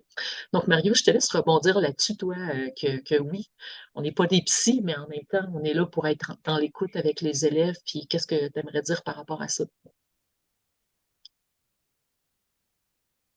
Ton micro, mon beau Mario. J'aimais ton non-verbal. J'ai déjà dit que j'étais meilleur en personne que sur mes os, vraiment non. Une fois que l'adulte a expérimenté sur le terrain, il peut comprendre que la meilleure intervenante, c'est pas celle qui a les réponses, c'est celle qui sait avoir les bonnes questions, d'une part. Et d'autre part, quand on a le temps de former l'équipe, quand je dis le temps, non pas qu'on ne l'a pas choisi, mais il reste que dans le temps, on ne devient pas la personne au max de ses compétences en météo intérieure avant qu'il se soit passé quand même quelques mois d'accompagnement. Alors, l'autre voie, c'est que fais-tu quand tu pleures pour prendre soin de toi? Alors, c'est toute cette conscience-là de applique à l'élève ce que tu appliques à toi-même. Alors, est-ce que tu te le demandes, toi, de quoi tu as besoin quand l'émotion monte? Ben, ça va être la même chose avec l'élève. Comment je peux t'accompagner dans ce que tu ressens? Il va nous guider, il va faire le chemin avec nous. On revient souvent à ça. Mais toute la notion de je ne suis pas un psy, elle se répond toujours par non, mais tu sais poser des questions. Tu dois devenir bienveillant si tu ne l'es pas, parce que c'est pas vrai que tout le monde est bienveillant dans la société en général. Et tu dois juste être à l'écoute de toi pour être à l'écoute de l'élève. Oui. Puis on le sait que le besoin en dessous de tout ça, c'est de se sentir en sécurité, de sentir qu'on est compris, qu'on est important aussi aux yeux d'une personne. Puis souvent, le mieux, c'est que l'enfant aussi arrive à lui-même trouver la solution. Puis moi, c'est ça que j'aime dans tout ça. Hier, on me posait la question, il y avait comme trois éducatrices, puis là, ils racontaient qu'ils ont beaucoup de difficultés avec un élève qui se désorganise quand c'est le temps de faire des mathématiques, puis du français, puis tout ça. Puis là, fait que souvent, l'enfant, il est éjecté de la classe. Puis là, c'est la crise et tout ça. Tu sais, puis je demandais, j'avais observé, tu sais, qu'est-ce qu'il aime, cet élève-là? Ben, elle dit, il aime dessiner. Ben, voilà, c'est là, il faut passer beaucoup, beaucoup, beaucoup par ce que l'enfant aime, puis il va trouver lui-même, en fait, souvent des solutions. Puis moi, je l'ai vu dans certaines classes où on a laissé la place à l'enfant pour exprimer son moyen, en fait, qu'il aimerait utiliser quand il se désorganise ou quand, tu sais, puis lui faire confiance, tu sais, puis d'accepter qu'il n'y a pas de bon, il n'y a pas de mauvais là-dedans, là. On vit une vie, puis il y a plein d'imprévisibilité, de perte de contrôle, puis souvent notre ego est menacé là-dedans. C'est un peu l'acronyme de Sonia Lupien, le fameux ciné. Tu sais, puis c'est d'accepter que c'est notre ego qui est menacé là-dedans. Là. Tu vois, on ne veut pas avoir l'air ridicule, on ne veut pas avoir l'air incompétent, mais il y a, voyons donc. Tu sais, de toute façon, on ne peut même pas classifier les émotions comme étant ça, ça, ça, ça. Moi, quand je vis de la tristesse, c'est pas pareil comme celle de Mario, c'est pas pareil comme celle d'Annie, c'est pas pareil comme celle de Geneviève. Tout est différent, en fait. Pourquoi? Les mots sont souvent même pas bien appropriés pour raconter qu'est-ce qu'on vit. Mario, je te laisse rebondir. Rapidement, je sentais quand même le besoin de redire que effectivement, on ne joue pas non plus au psy, c'est-à-dire que devant des élèves qui nous déclareraient des situations très problématiques, critiques, qui demandent des interventions professionnelles d'un psychoéducateur, d'un psychologue, d'un travailleur social, ben, on accompagne l'équipe aussi pour diriger cet enfant-là vers le service approprié. Et ça, c'est important de le garder en tête justement pour pas que la météo intérieure soit perçue comme des charlatans qui n'ont pas la compétence ou les grandes spécialités d'eux. Mais non, effectivement, on fait du premier niveau, c'est-à-dire des interventions universelles d'accueil, de bienveillance et de prendre soin d'eux. On fait ce qu'on appelle dans l'éducation aussi du niveau 2, donc occasionnellement de prendre des élèves en sous-groupe pour travailler des habiletés émotionnelles. Et en niveau 1, tout ce qui appartiendrait de façon très pointue à des problématiques, ben là, on va référer à des professionnels. Et ça, c'est important de le garder en tête, justement pour Oui, préserver la beauté de ce qu'est la météo intérieure dans ce qu'on fait, nous, ici, ce matin et au fil des jours avec les équipes écoles et les élèves. oui. J'aime vraiment ce que tu dis, Mario, parce que c'est vrai, c'est du niveau 1, tu sais. Puis c'est la base, c'est la grosse, grosse base. C'est tellement important. Tu sais, et si tous nos écoles offrait l'accueil matinal autant du directeur qui se promène dans les classes, dans le corridor, que tous les enseignants travaillent pas juste dans leur classe, mais travaillent pour la communauté qui s'appelle une école. Tu sais que c'est pas juste la porte fermée, ça c'est ma classe, je m'occupe de mes élèves, non, que tous les enseignants collaborent ensemble. Puis c'est la même chose dans des centres de la petite enfance, dans des garderies. C'est de voir à quel point d'investir aussi sur les parents, faire en sorte que les parents découvrent ce langage-là pour qu'ils puissent l'utiliser. Donc, c'est vraiment de mettre ça à tous les niveaux. L'autre point que je voulais vous partager, c'est que c'est souvent considéré comme une mode, puis que ça va passer comme le reste, parce que les écoles sont souvent bombardées de programmes, puis de programmes encore, puis d'un autre programme encore, puis d'un autre programme encore, quand finalement, la météo, c'est pas un programme, on le dit depuis tantôt, c'est vraiment un mode de vie. Donc, c'est loin d'être une mode, c'est une nécessité de parler des émotions parce que c'est le cœur, en fait, euh, d'un être humain. C'est les émotions avant tout qui vont toujours avoir un besoin d'être exprimées, d'être entendues, d'être reconnues. Donc, si on donne des moyens à des élèves et un langage universel qui est zéro menaçant, on va permettre, en fait, de laisser exister qu'est-ce qu'on ressent. Tu sais, puis on ne veut pas gérer les émotions, on n'est pas des gestionnaires, on veut apprendre à vivre et à accueillir ça. Puis on n'est pas là pour faire flipper l'enfant d'une météo à une autre. On est là pour l'aider à juste voir cet état passager qui arrive en lui, puis lui donner une habituation à l'inconfort, parce que l'inconfort revient beaucoup plus souvent qu'on le pense. Parce que les émotions inconfortables sont là juste pour nous livrer un message, d'être attentif à nous-mêmes, d'observer qu'est-ce qui se passe en nous, d'essayer de cesser la fabrication du cortisol, parce que dès qu'une émotion n'est pas entendue, on parlait d'une envie d'uriner, là, on comparait une émotion inconfortable à une envie d'uriner, que si on la retient, ben c'est là qu'on fabrique beaucoup de cortisol parce qu'on est en état on est en état là, qu'on n'est pas confortable. Fait que dès qu'il y a quelqu'un qui rentre dans notre univers, si on est en envie d'uriner depuis 2 heures puis qu'on retient ça, on va réagir sous le coup avec une impulsivité, avec une réaction. C'est bien normal, j'étais inconfortable depuis ce matin, mais je ne réponds pas à ce besoin-là. Fait que c'est tellement important en tant qu'adulte de réaliser que ce besoin-là, doit le reconnaître. Puis que la météo, en fait, c'est un prétexte justement dans la simplicité pour accueillir ce qui est là. On va laisser la parole à Geneviève qui a levé la main. On va t'écouter. Oui, bonjour à tous. Je vous appelle de Salut. Belgique. Salut. J'étais jardinière d'enfants pendant 15 ans en pédagogie Steiner et on avait pris un rituel entre jardinières de se retrouver le matin avant que les enfants arrivent pour dire comment tu vas, comment je vais. Et donc c'était un peu une forme de météo intérieure que nous Ouais. faisions et ça nous permettait aussi de démarrer la journée différemment parce qu'on s'était juste rassemblés quelques instants de voir comment chacune va et de pouvoir quelque part se soutenir aussi.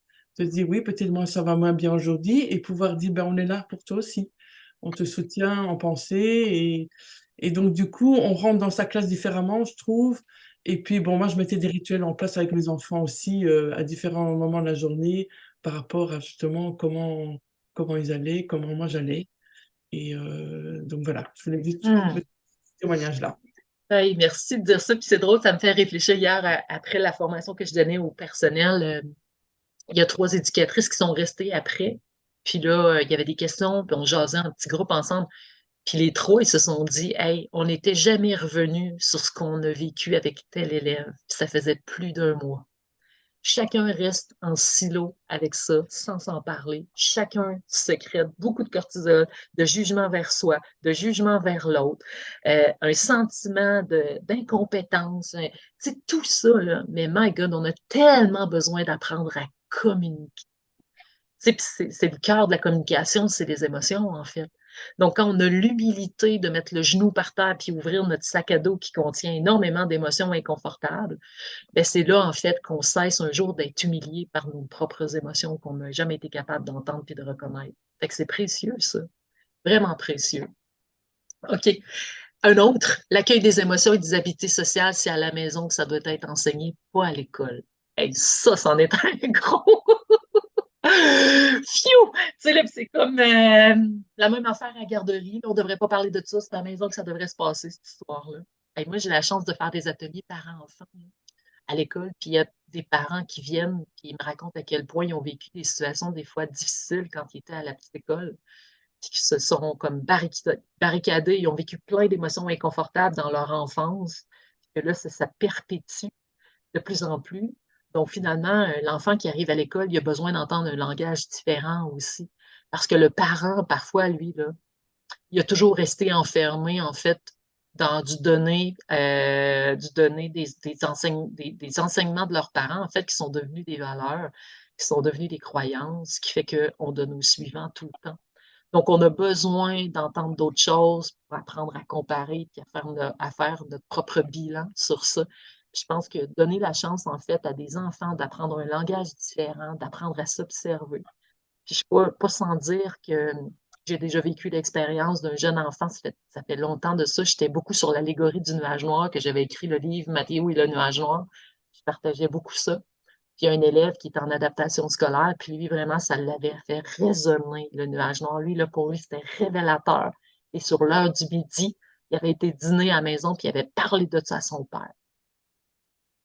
Puis là, il était revenu à l'école sur l'heure à la période qui commençait à 13 heures. Puis là, il m'avait squeezé dans le corridor pour me dire, en tout cas, Moi, tu m'as parlé du nuage noir un matin, là, puis j'en ai parlé à mon père parce que mon père, il a toujours un gros nuage noir au-dessus de la tête. Puis j'y ai dit. Il dit, mon père, il était pas content. Il m'a frappé d'en face. Fait que voilà. Ben, c'est ça. Fait que moi, j'en ai vu plein d'affaires comme ça. Mais tu vois, ce papa-là, là, il a besoin d'apprendre quelque chose, mais on est en train d'aider, de supporter l'élève à l'école. Mais à quelque part, là, c'est pas toujours évident parce qu'on réveille des choses. Puis il y a des enfants qui ont soif d'apprendre ça. Puis je le sais, l'année passée, on a fait des émissions de télé avec des élèves de sixième année, là. Puis il y a un élève à laquelle je pense, là, lui, il en avait besoin, il avait soif d'entendre quelque chose de nouveau parce qu'à la maison, ça ne file pas pantoute, là. C'est ça qu'on a besoin, on est une ressource. Puis c'est important parce qu'on réveille des choses. Fait que, Mario, je vais te faire rebondir, puis après ça, on va aller voir Geneviève. Oui, juste pourquoi pas proposer dans le cadre des réunions de parents Ouais, mais d'en parler et puis que ben c'est ouais, pas un outil parce que c'est pas le terme, mais que voilà, c'est un rituel, une pratique que vous faites dans vos classes. Et donc, ce ouais, directeur chapeau, franchement, si tous les directeurs étaient comme vous, ça serait génial, surtout dans notre pays, chez moi, en Belgique. Donc, chapeau aussi pour vos témoignages. Mais je me dis, pourquoi pas faire rentrer ça dans la charte de l'école, tout ouais, simplement, dire que ça fait partie ouais. ben, des règles de vie, je dirais. Pourquoi pas? Mario, on te laisse aller là-dessus. Donc, pour mettre les parents aussi, les mettre dans le coup, qui deviennent acteurs aussi, et qu'ils ne se sentent pas, peut-être, comme dans ce cas-là, peut-être jugés en disant, mais qu'est-ce qu'il apprend à l'école et il va me faire la leçon. Donc, peut-être plutôt aller les faire allier, rendre les parents alliés, et lui dire, on a besoin de vous aussi. Et que, enfin, moi, en tout cas, dans ma démarche pédagogique, j'ai toujours mis l'enfant au centre en expliquant aux parents euh, il y a un pont entre l'école et la maison, le pont de l'arc-en-ciel. Et l'enfant, il va d'un côté de l'autre de ce pont tous les jours. Et donc, l'idée, ce serait de travailler dans la main. C'est ce que j'ai toujours fait. On travaille main dans la main pour le bien-être de votre enfant et l'enfant est au centre. Donc, c'était ça ma démarche Ouais. euh, éducatrice. Voilà. Mario, t'as le goût? Les parents, ce sont les experts de leur enfant. C'est comme ça que j'aime les présenter. Ouais. Ce sont les premiers experts de leur enfant avec toutes leurs couleurs, toutes leurs limitations, toutes leurs forces. Et c'est essentiel. Madame Geneviève, vous avez tellement raison. Dans le cas de l'implantation à Immaculée Conception, les étapes ont été d'abord de se former, nous, comme adultes, à la bienveillance et à notre propre météo. Dans un deuxième temps, l'implantation auprès des élèves. Dans un troisième temps, les conférences aux parents, la présence des parents aux ateliers de Madame Manon, l'envoi des mandalas de la météo intérieure à la maison. C'est essentiel qu'on fasse cet arrimage-là. Et ce qu'on a vécu dans la dernière année avec les parents, ça nous a incité pour cette année à venir vraiment mettre en place des, euh, des moments d'échange entre les parents et Manon, entre autres sur les impacts de la météo intérieure, sur ce qui est vécu à la maison. Donc, effectivement, Madame Geneviève, si on veut maximiser la météo intérieure, il faut qu'il y ait un aller-retour constant entre les parents et l'école et les enfants. Oui, c'est justement venir pallier justement les ateliers par-enfants ou preschool, on les initie là-dedans à rentrer dans cet univers-là, puis après ça, ils sont capables de grandir parce qu'il y a plein de profs qui ont besoin d'être rattachés à l'école, mais s'ils ont vécu des, des, euh, euh, des choses qui sont anxiogènes à l'école quand ils étaient jeunes, c'est très, très difficile pour eux de rembarquer, puis c'est une nécessité de les rembarquer parce qu'ils vont faire le pont tout le long avec leurs enfants. Il y avait Valérie aussi qui avait le temps de rebondir. Oui, ben dans le fond, c'est parce que, tu sais, quand tu dis que la météo, il faut la vivre à l'intérieur de nous, de notre famille, c'est tellement vrai parce que, tu sais, quand on parle des émotions puis l'importance avec les parents, parce qu'on a grandi, mais en tout cas, je parle pour moi et mon conjoint, écoute, nous, c'était explosif, là, c'était des volcans tout le temps quand on parlait de nos émotions. Ben, on n'en parlait pas, on s'épitchait en criant. Puis, tu sais, parce qu'on a grandi avec le fait que c'était tabou, que c'était une faiblesse Oui, d'exprimer ses émotions. Fait qu'il y a encore beaucoup de parents qui ont ce stigmate-là de que c'est une faiblesse. Fait que c'est ça. Je pense que la communication avec les parents, qu'on utilise ça, c'est vraiment, vraiment important pour, puis tu sais, de mettre, tu sais, de leur parler la plus-value de tout ce qui a été prouvé avec ça, là, parce que, tu sais, moi, je constate, moi, j'ai aucune aucun bac, mais je me questionnais entre le bac en enseignement, TES. Puis quand j'ai connu ton approche, j'ai comme fait, ah wow, c'est ça que je veux faire. Fait que je suis allée je fais des remplacements depuis janvier dans une école. J'ai dit, je vais aller voir, ça va me dire si je m'inscris pour être technicienne en éducation spécialisée. Je vais aller tenter le terrain. Puis là, ça m'a fait réaliser que c'est pas ça que je veux faire.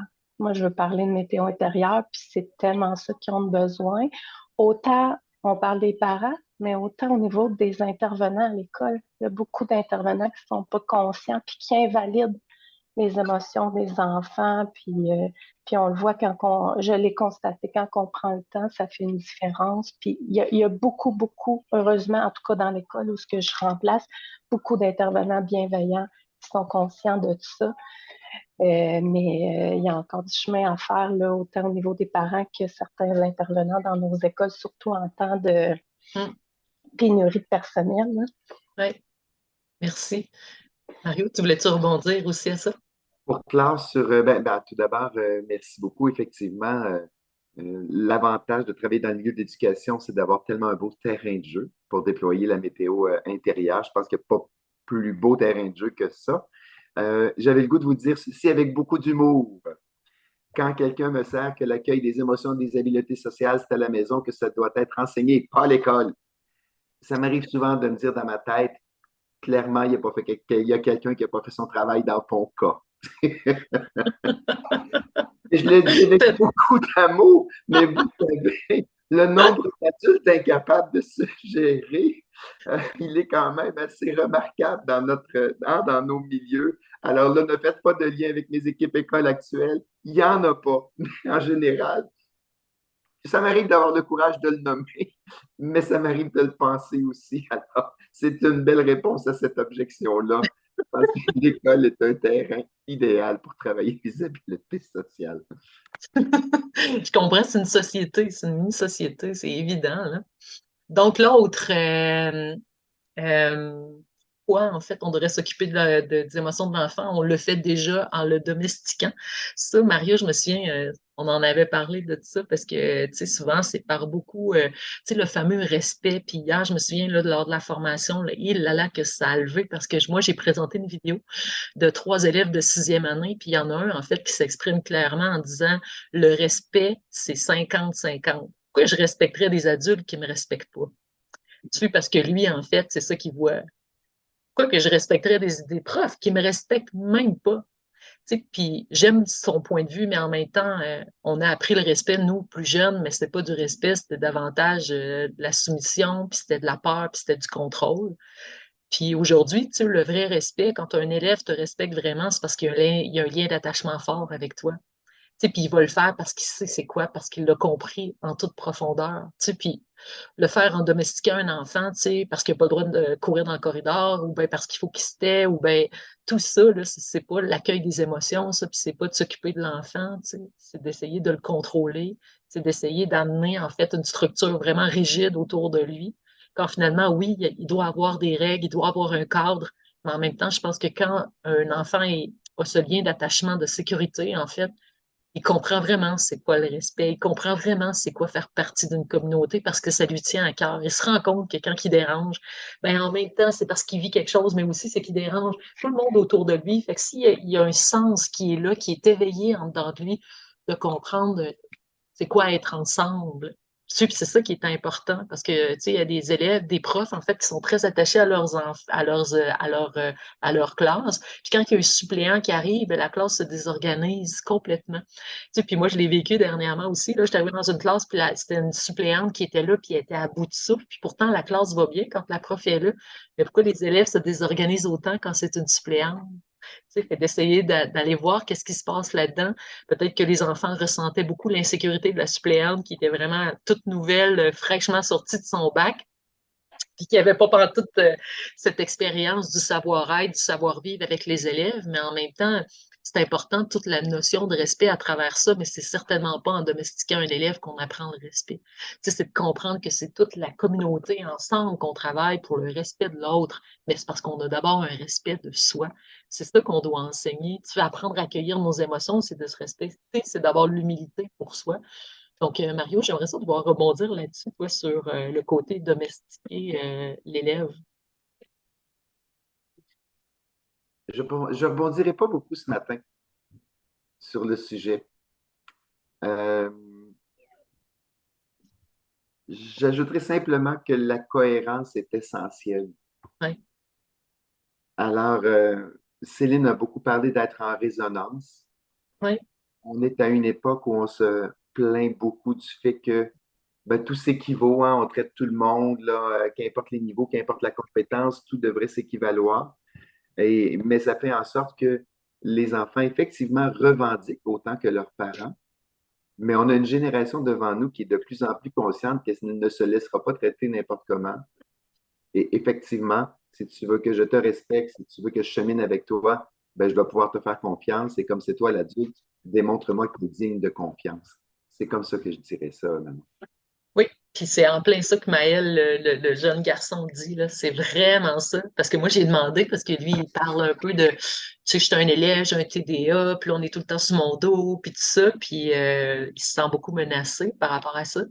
Puis, tu sais, je lui demandais, ben, comment tu arrives à faire confiance à des gens, d'abord à des adultes? Il dit, c'est parce que c'est les adultes à qui je fais confiance, il dit, c'est parce qu'ils n'abusent pas de leur pouvoir. Et c'est ça. Fait que, tu sais, puis il y a pas, tu sais, puis j'ai demandé, ben, OK, il n'abuse pas de son pouvoir, qu'est-ce que ça veut dire pour toi? Ben, c'est parce que le respect, c'est 50-50. Tu sais, c'est-à-dire, tu me respectes dans qu'est-ce que je vis, dans mes difficultés, tout ça, mais en même temps, tu sais, t'es là pour moi. Tu sais, puis pour eux autres, là, les trois garçons que j'ai interviewés, là, il n'y a pas personne qui a dit que mon prof, c'était le meilleur pour enseigner des mathématiques puis du français. Les trois garçons, j'ai choisi vraiment trois garçons là, parce que je voulais vraiment avoir de la testostérone, je voulais avoir des gars qui me parlent. Tu sais, puis c'était comme, ben, c'est un prof qui m'écoute, qui est là pour et entendre qu'est-ce que je vis. Tu sais. Puis pour eux, c'est ça les qualités importantes d'un enseignant, d'une enseignante. Fait que ça fait toute la différence. Donc, j'ai déjà l'autre objection, c'est que je l'ai déjà essayé avec mes élèves, mais ça n'a pas fonctionné. Fait que je ne sais pas en fait c'était quoi l'attente qui était là derrière. Puis moi, j'ose dire que c'est tout le temps qu'on aspire à ce que la météo soit parfaitement dans le soleil à 360 degrés. Quand finalement, la météo intérieure, on est là pour l'enseigner, pour autant accueillir l'obscurité que la clarté. C'est super important parce que sans l'obscurité, la clarté ne pourrait pas avoir lieu parce qu'on ne pourrait pas la voir arriver. Puis autant l'inverse, sans moment de clarté, on ne pourrait pas s'apercevoir qu'il y a l'obscurité. Donc, quand je me dis, je l'ai essayé, ça n'a pas fonctionné, mais c'était quoi qui était supposé de fonctionner, dans le fond? C'était-tu que l'élève allait écouter, l'élève allait être attentif, l'élève ne bougera plus, l'élève sera plus excité? C'est quoi l'objectif derrière cette attente qui est irréaliste? Quand finalement, on avait enseigné la météo intérieure pour te donner la possibilité d'avoir un lien d'attachement plus fort avec ton élève, pour lui donner la chance d'être entendu, pour lui donner la chance d'être en communauté dans ta classe, parce que grâce à ce moyen-là, qui est un langage universel pour tous, ben ensemble, on apprend à se connaître, puis on apprend à vivre avec l'autre, on apprend à connaître l'autre. C'est ça, en fait, la météo. Pourquoi ça ne fonctionne pas? Je ne comprends pas c'était quoi l'objectif que tu avais en tête au départ. Geneviève?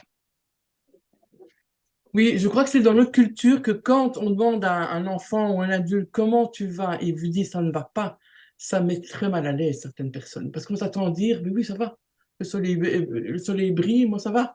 Et en fait, je crois que pour certaines personnes, c'est très dérangeant de dire, mais non, ça ne va pas, il y a de l'orage, le soleil a beau briller dehors, il fait très beau, mais moi ça ne va pas. Et je crois que pour certaines personnes, c'est très... Ils sont désarçonnés, ils ne savent pas quoi faire en fait. Et donc c'est peut-être ça que cette dame a vécu, de dire, ben, mes enfants, ça, ils viennent pour apprendre, ça devrait aller. Et si ça ne va pas, qu'est-ce que j'en fais de ce qui ne va pas? Je ne sais pas, c'est une piste de Oui, réflexion. oui. Puis, tu sais, puis ça arrive régulièrement. Je l'ai essayé, là, ça n'a pas fonctionné, mais c'était quoi les attentes derrière? On ne peut pas avoir des attentes par rapport aux émotions autres qu'une chose, les vivre. C'est ça, en fait. Mario?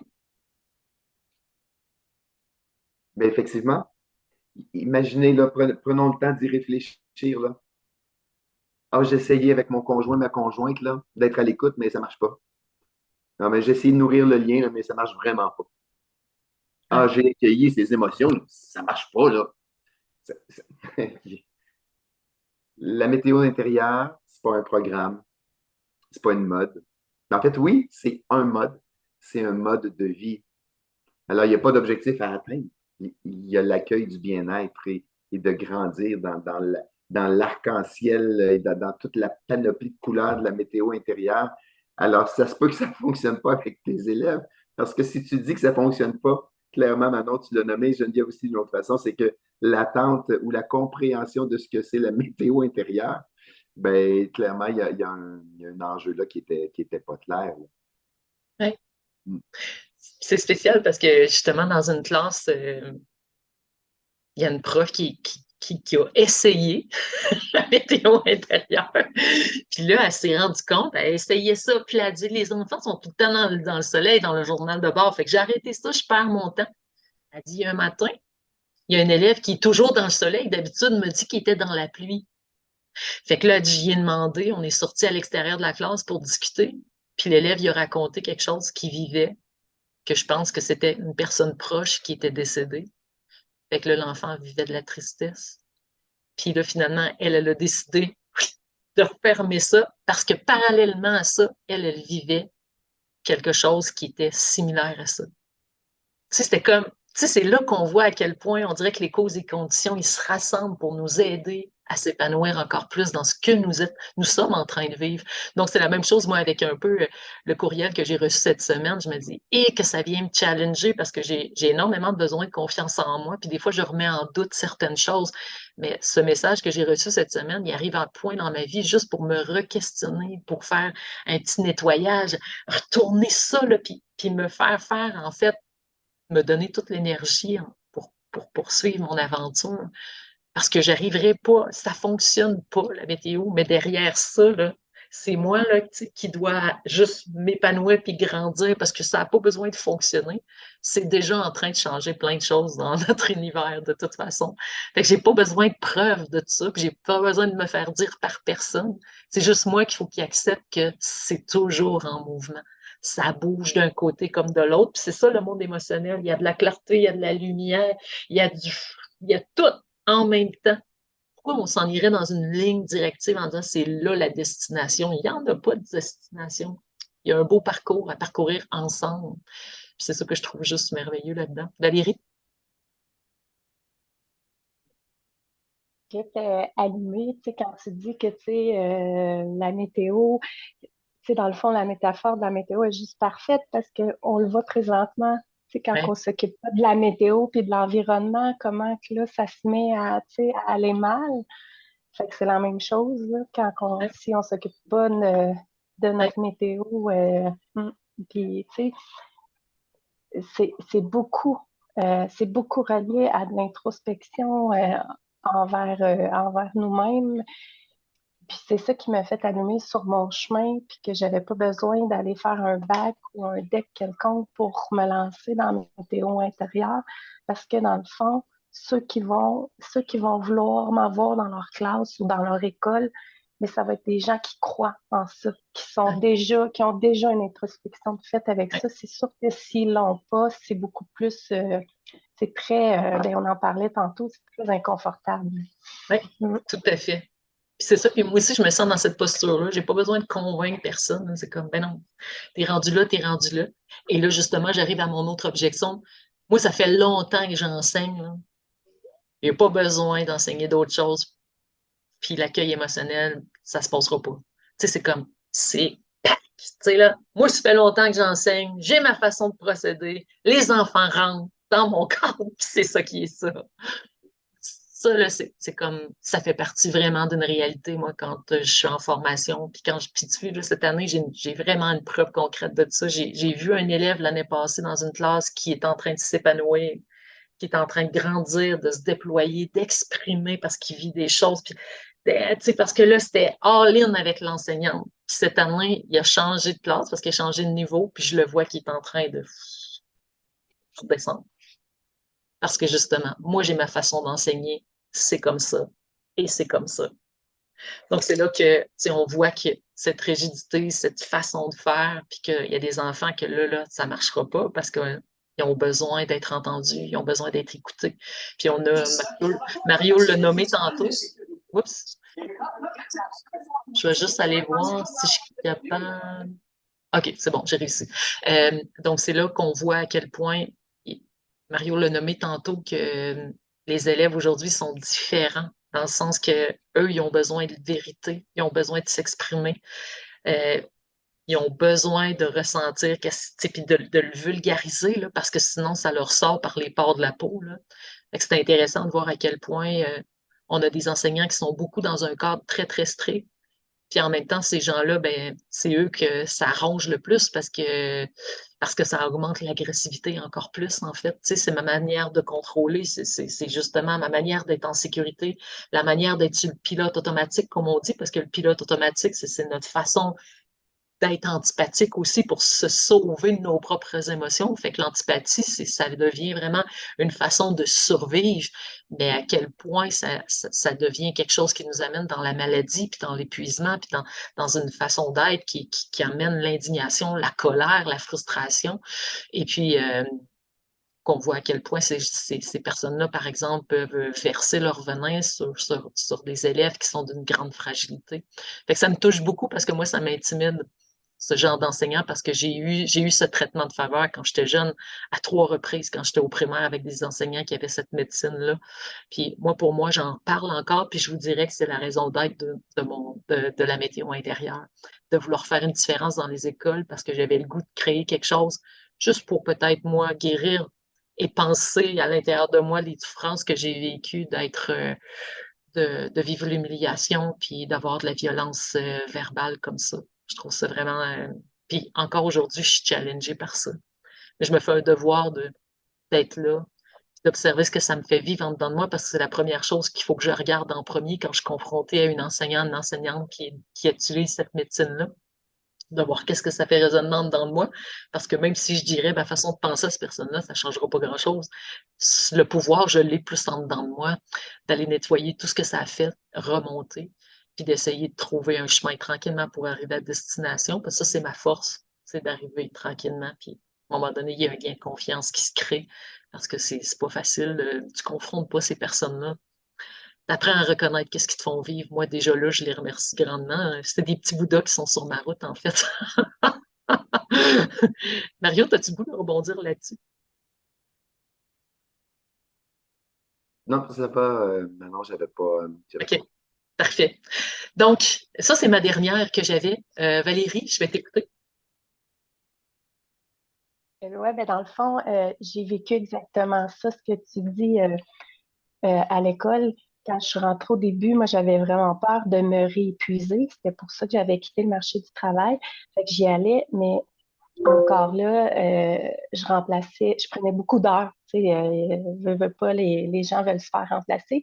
Puis à un moment donné, je voyais que, oups, je m'occupais plus, tu sais, de moi, puis d'aller à mon rythme à moi.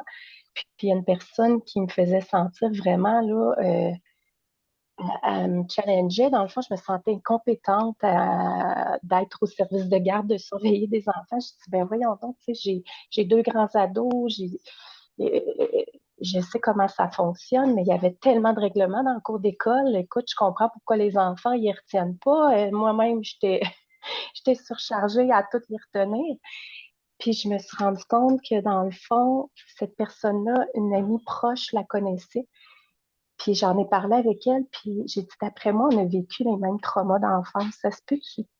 Puis elle me dit, oui, effectivement, vous avez vécu les mêmes traumas d'enfance, c'est juste qu'on n'avait pas la même façon de, d'avoir. Puis par la suite, ça a comme fait, je me suis fait une carapace, puis là, j'ai eu une approche différente avec elle, puis ça a comme tout changé. Fait que oui, tu sais, quand il arrive de quoi, puis que ça nous confronte, ils disent tout le temps, ce qui te confronte, c'est qu'il y a de quoi, faut que tu mettes le miroir vers toi pour voir. Fait que c'est vraiment grandissant, comme tu dis, là, toutes les expériences qu'on vit quand on se l'approprie, la météo intérieure, ça nous fait vraiment grandir. Ah oui, vraiment. Autant que les enfants. Ah oui, oui, oui, c'est ça, c'est justement.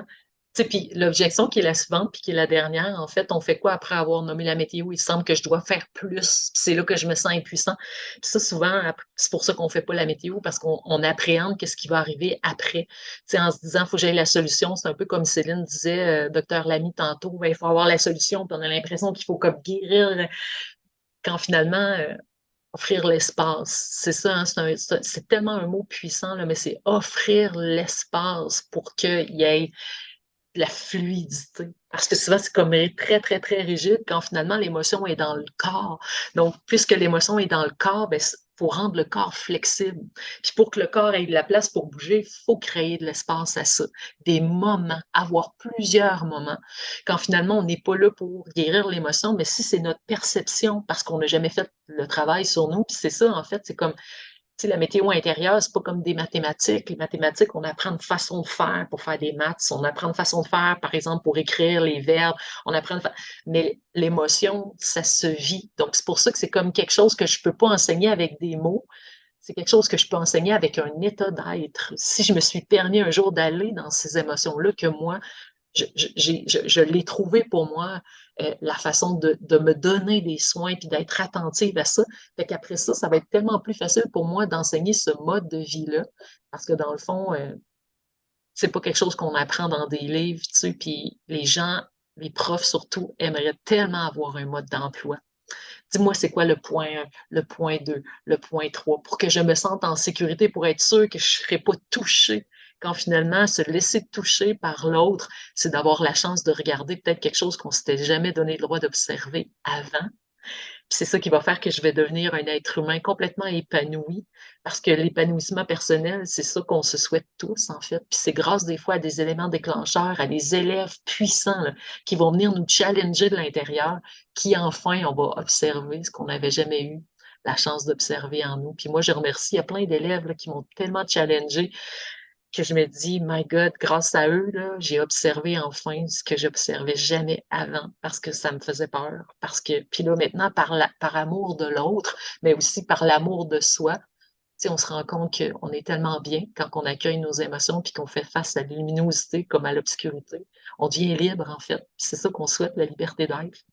Mario, je peux-tu te donner un petit mot là-dessus? Qu'est-ce que tu en penses, toi, par rapport à l'impuissance de vouloir faire plus?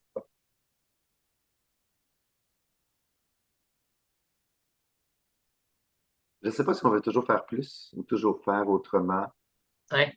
toujours faire d'autres choses que. Ce que j'ai remarqué dans la pratique de mon métier, c'est que je devais, moi, dans mon bureau, dans ma vie, choisir ce que j'allais prioriser parce que le système va m'organiser, lui, puis il va avoir plein d'exigences. Puis je me suis rendu compte qu'il y a plein de choses que même quand je ne les fais pas, ça ne vient pas changer grand-chose à la planète Terre, mais que quand je ne prends pas soin des élèves, des adultes de l'école, ça a des impacts partout. Ouais. Alors, pour éviter de se sentir impuissant, il faut être conscient du prochain pas qu'on veut faire, le plus prochain petit pas possible, qu'il soit réaliste et qu'il soit accessible. Et pour moi, dans l'école, quand on me demande toujours qu'est-ce qui est le plus important, qu'est-ce que j'attends des adultes de l'école, c'est d'abord qu'ils créent un lien signifiant avec les élèves, parce que sans ça, on ne peut pas rien faire. Alors, si on ne veut pas se sentir impuissant, il faut juste être en mode accueil et pas être en mode solution toujours. Ouais. Ouais. Hey, merci beaucoup. Hey, on a débordé pas à peu près, hein. Ça fait 1h40 qu'on jase. Vous l'avez prévu 60 minutes. J'étais dans le champ, puis pas à peu près. Mais ça, c'est grâce à votre participation. C'est grâce aussi à vos intérêts. Il faut lâcher les attentes. Ouais, c'est ça, dit Valérie. Fait que, je sais pas s'il y en a qui auraient un petit quelque chose à dire avant de partir. Vous repartez avec quoi de cette belle rencontre-là pour faire court, parce que je ne veux pas étirer ça trop longtemps non plus. Mais si vous avez le goût de juste nous dire en quittant, vous repartez avec quoi aujourd'hui de cette belle rencontre qu'on a eue ensemble, ça serait cool. Fait que moi, je repars aussi avec beaucoup de confiance parce que, tu sais, savoir que vous êtes là, parce que vous avez de l'intérêt, en fait, parce que l'accueil émotionnel vous tient à cœur, probablement, c'est parce que vous avez commencé ce processus-là dans votre vie, puis vous vous rendez compte des bienfaits. Puis quand on parle de bienfaits, c'est juste que c'est la sérénité. Puis qu'est-ce que la sérénité pour moi? C'est de savoir qu'on est dans le ciel puis qu'on laisse tout passer. C'est vraiment ça pour moi, la sérénité. C'est d'avoir l'espace d'un ciel puis de savoir que, my God, il y a des attaques météo d'un bord puis de l'autre. C'est ça d'être dans la sérénité. C'est d'avoir un point d'observation qui est assez vaste puis qui est assez grand pour faire aucune saisie sur rien. Hey, ça demande bien de la pratique parce qu'on saisit l'orage, on saisit la pluie, on saisit les météos comme si on voulait les changer, les contrôler. Quand on commence à se dire, ben, finalement, la sérénité, c'est de laisser tout passer, puis c'est de s'observer que le ciel, il est toujours intact, peu importe la météo qui se présente. Ouais, ça a de l'allure dans ce temps-là. Fait qu'on veut offrir autant aux gens qu'on côtoie. Fait que je vous remercie vraiment sincèrement d'avoir été là, d'avoir des intentions aussi d'en faire autant, peu importe avec le moyen que vous allez utiliser pour le faire. Ça me remplit vraiment le cœur, vraiment beaucoup de savoir que vous êtes là. Est-ce que Mario, tu as le goût de dire quelque chose? En fait, ma conclusion à moi, ce serait effectivement merci. Je me trouve privilégié de passer des moments comme ça avec des gens rayonnants qui ont le goût de s'investir, de s'informer. C'est un privilège. Et ma conclusion à moi, ben, je l'ai écrit, hein, mais je vous la partage. Choisir l'implantation de la météo intérieure comme mode de vie, c'est de dépasser tous les arguments dont on a parlé ce matin, toutes les objections qui appartiennent au cadre, au conditionnement de la société et à la structure qui ont tous et toutes démontré leurs limites. Alors, il faut aller ailleurs, il faut choisir autrement dans une société qui est gravement malade et qui a besoin de solutions innovantes et de prendre soin. Et l'autre chose que j'ai le goût de dire, c'est ben, merci à tous ces gens-là de l'éducation. Parfois, C'est le on fait mot de des... la fin. Alors, Oui.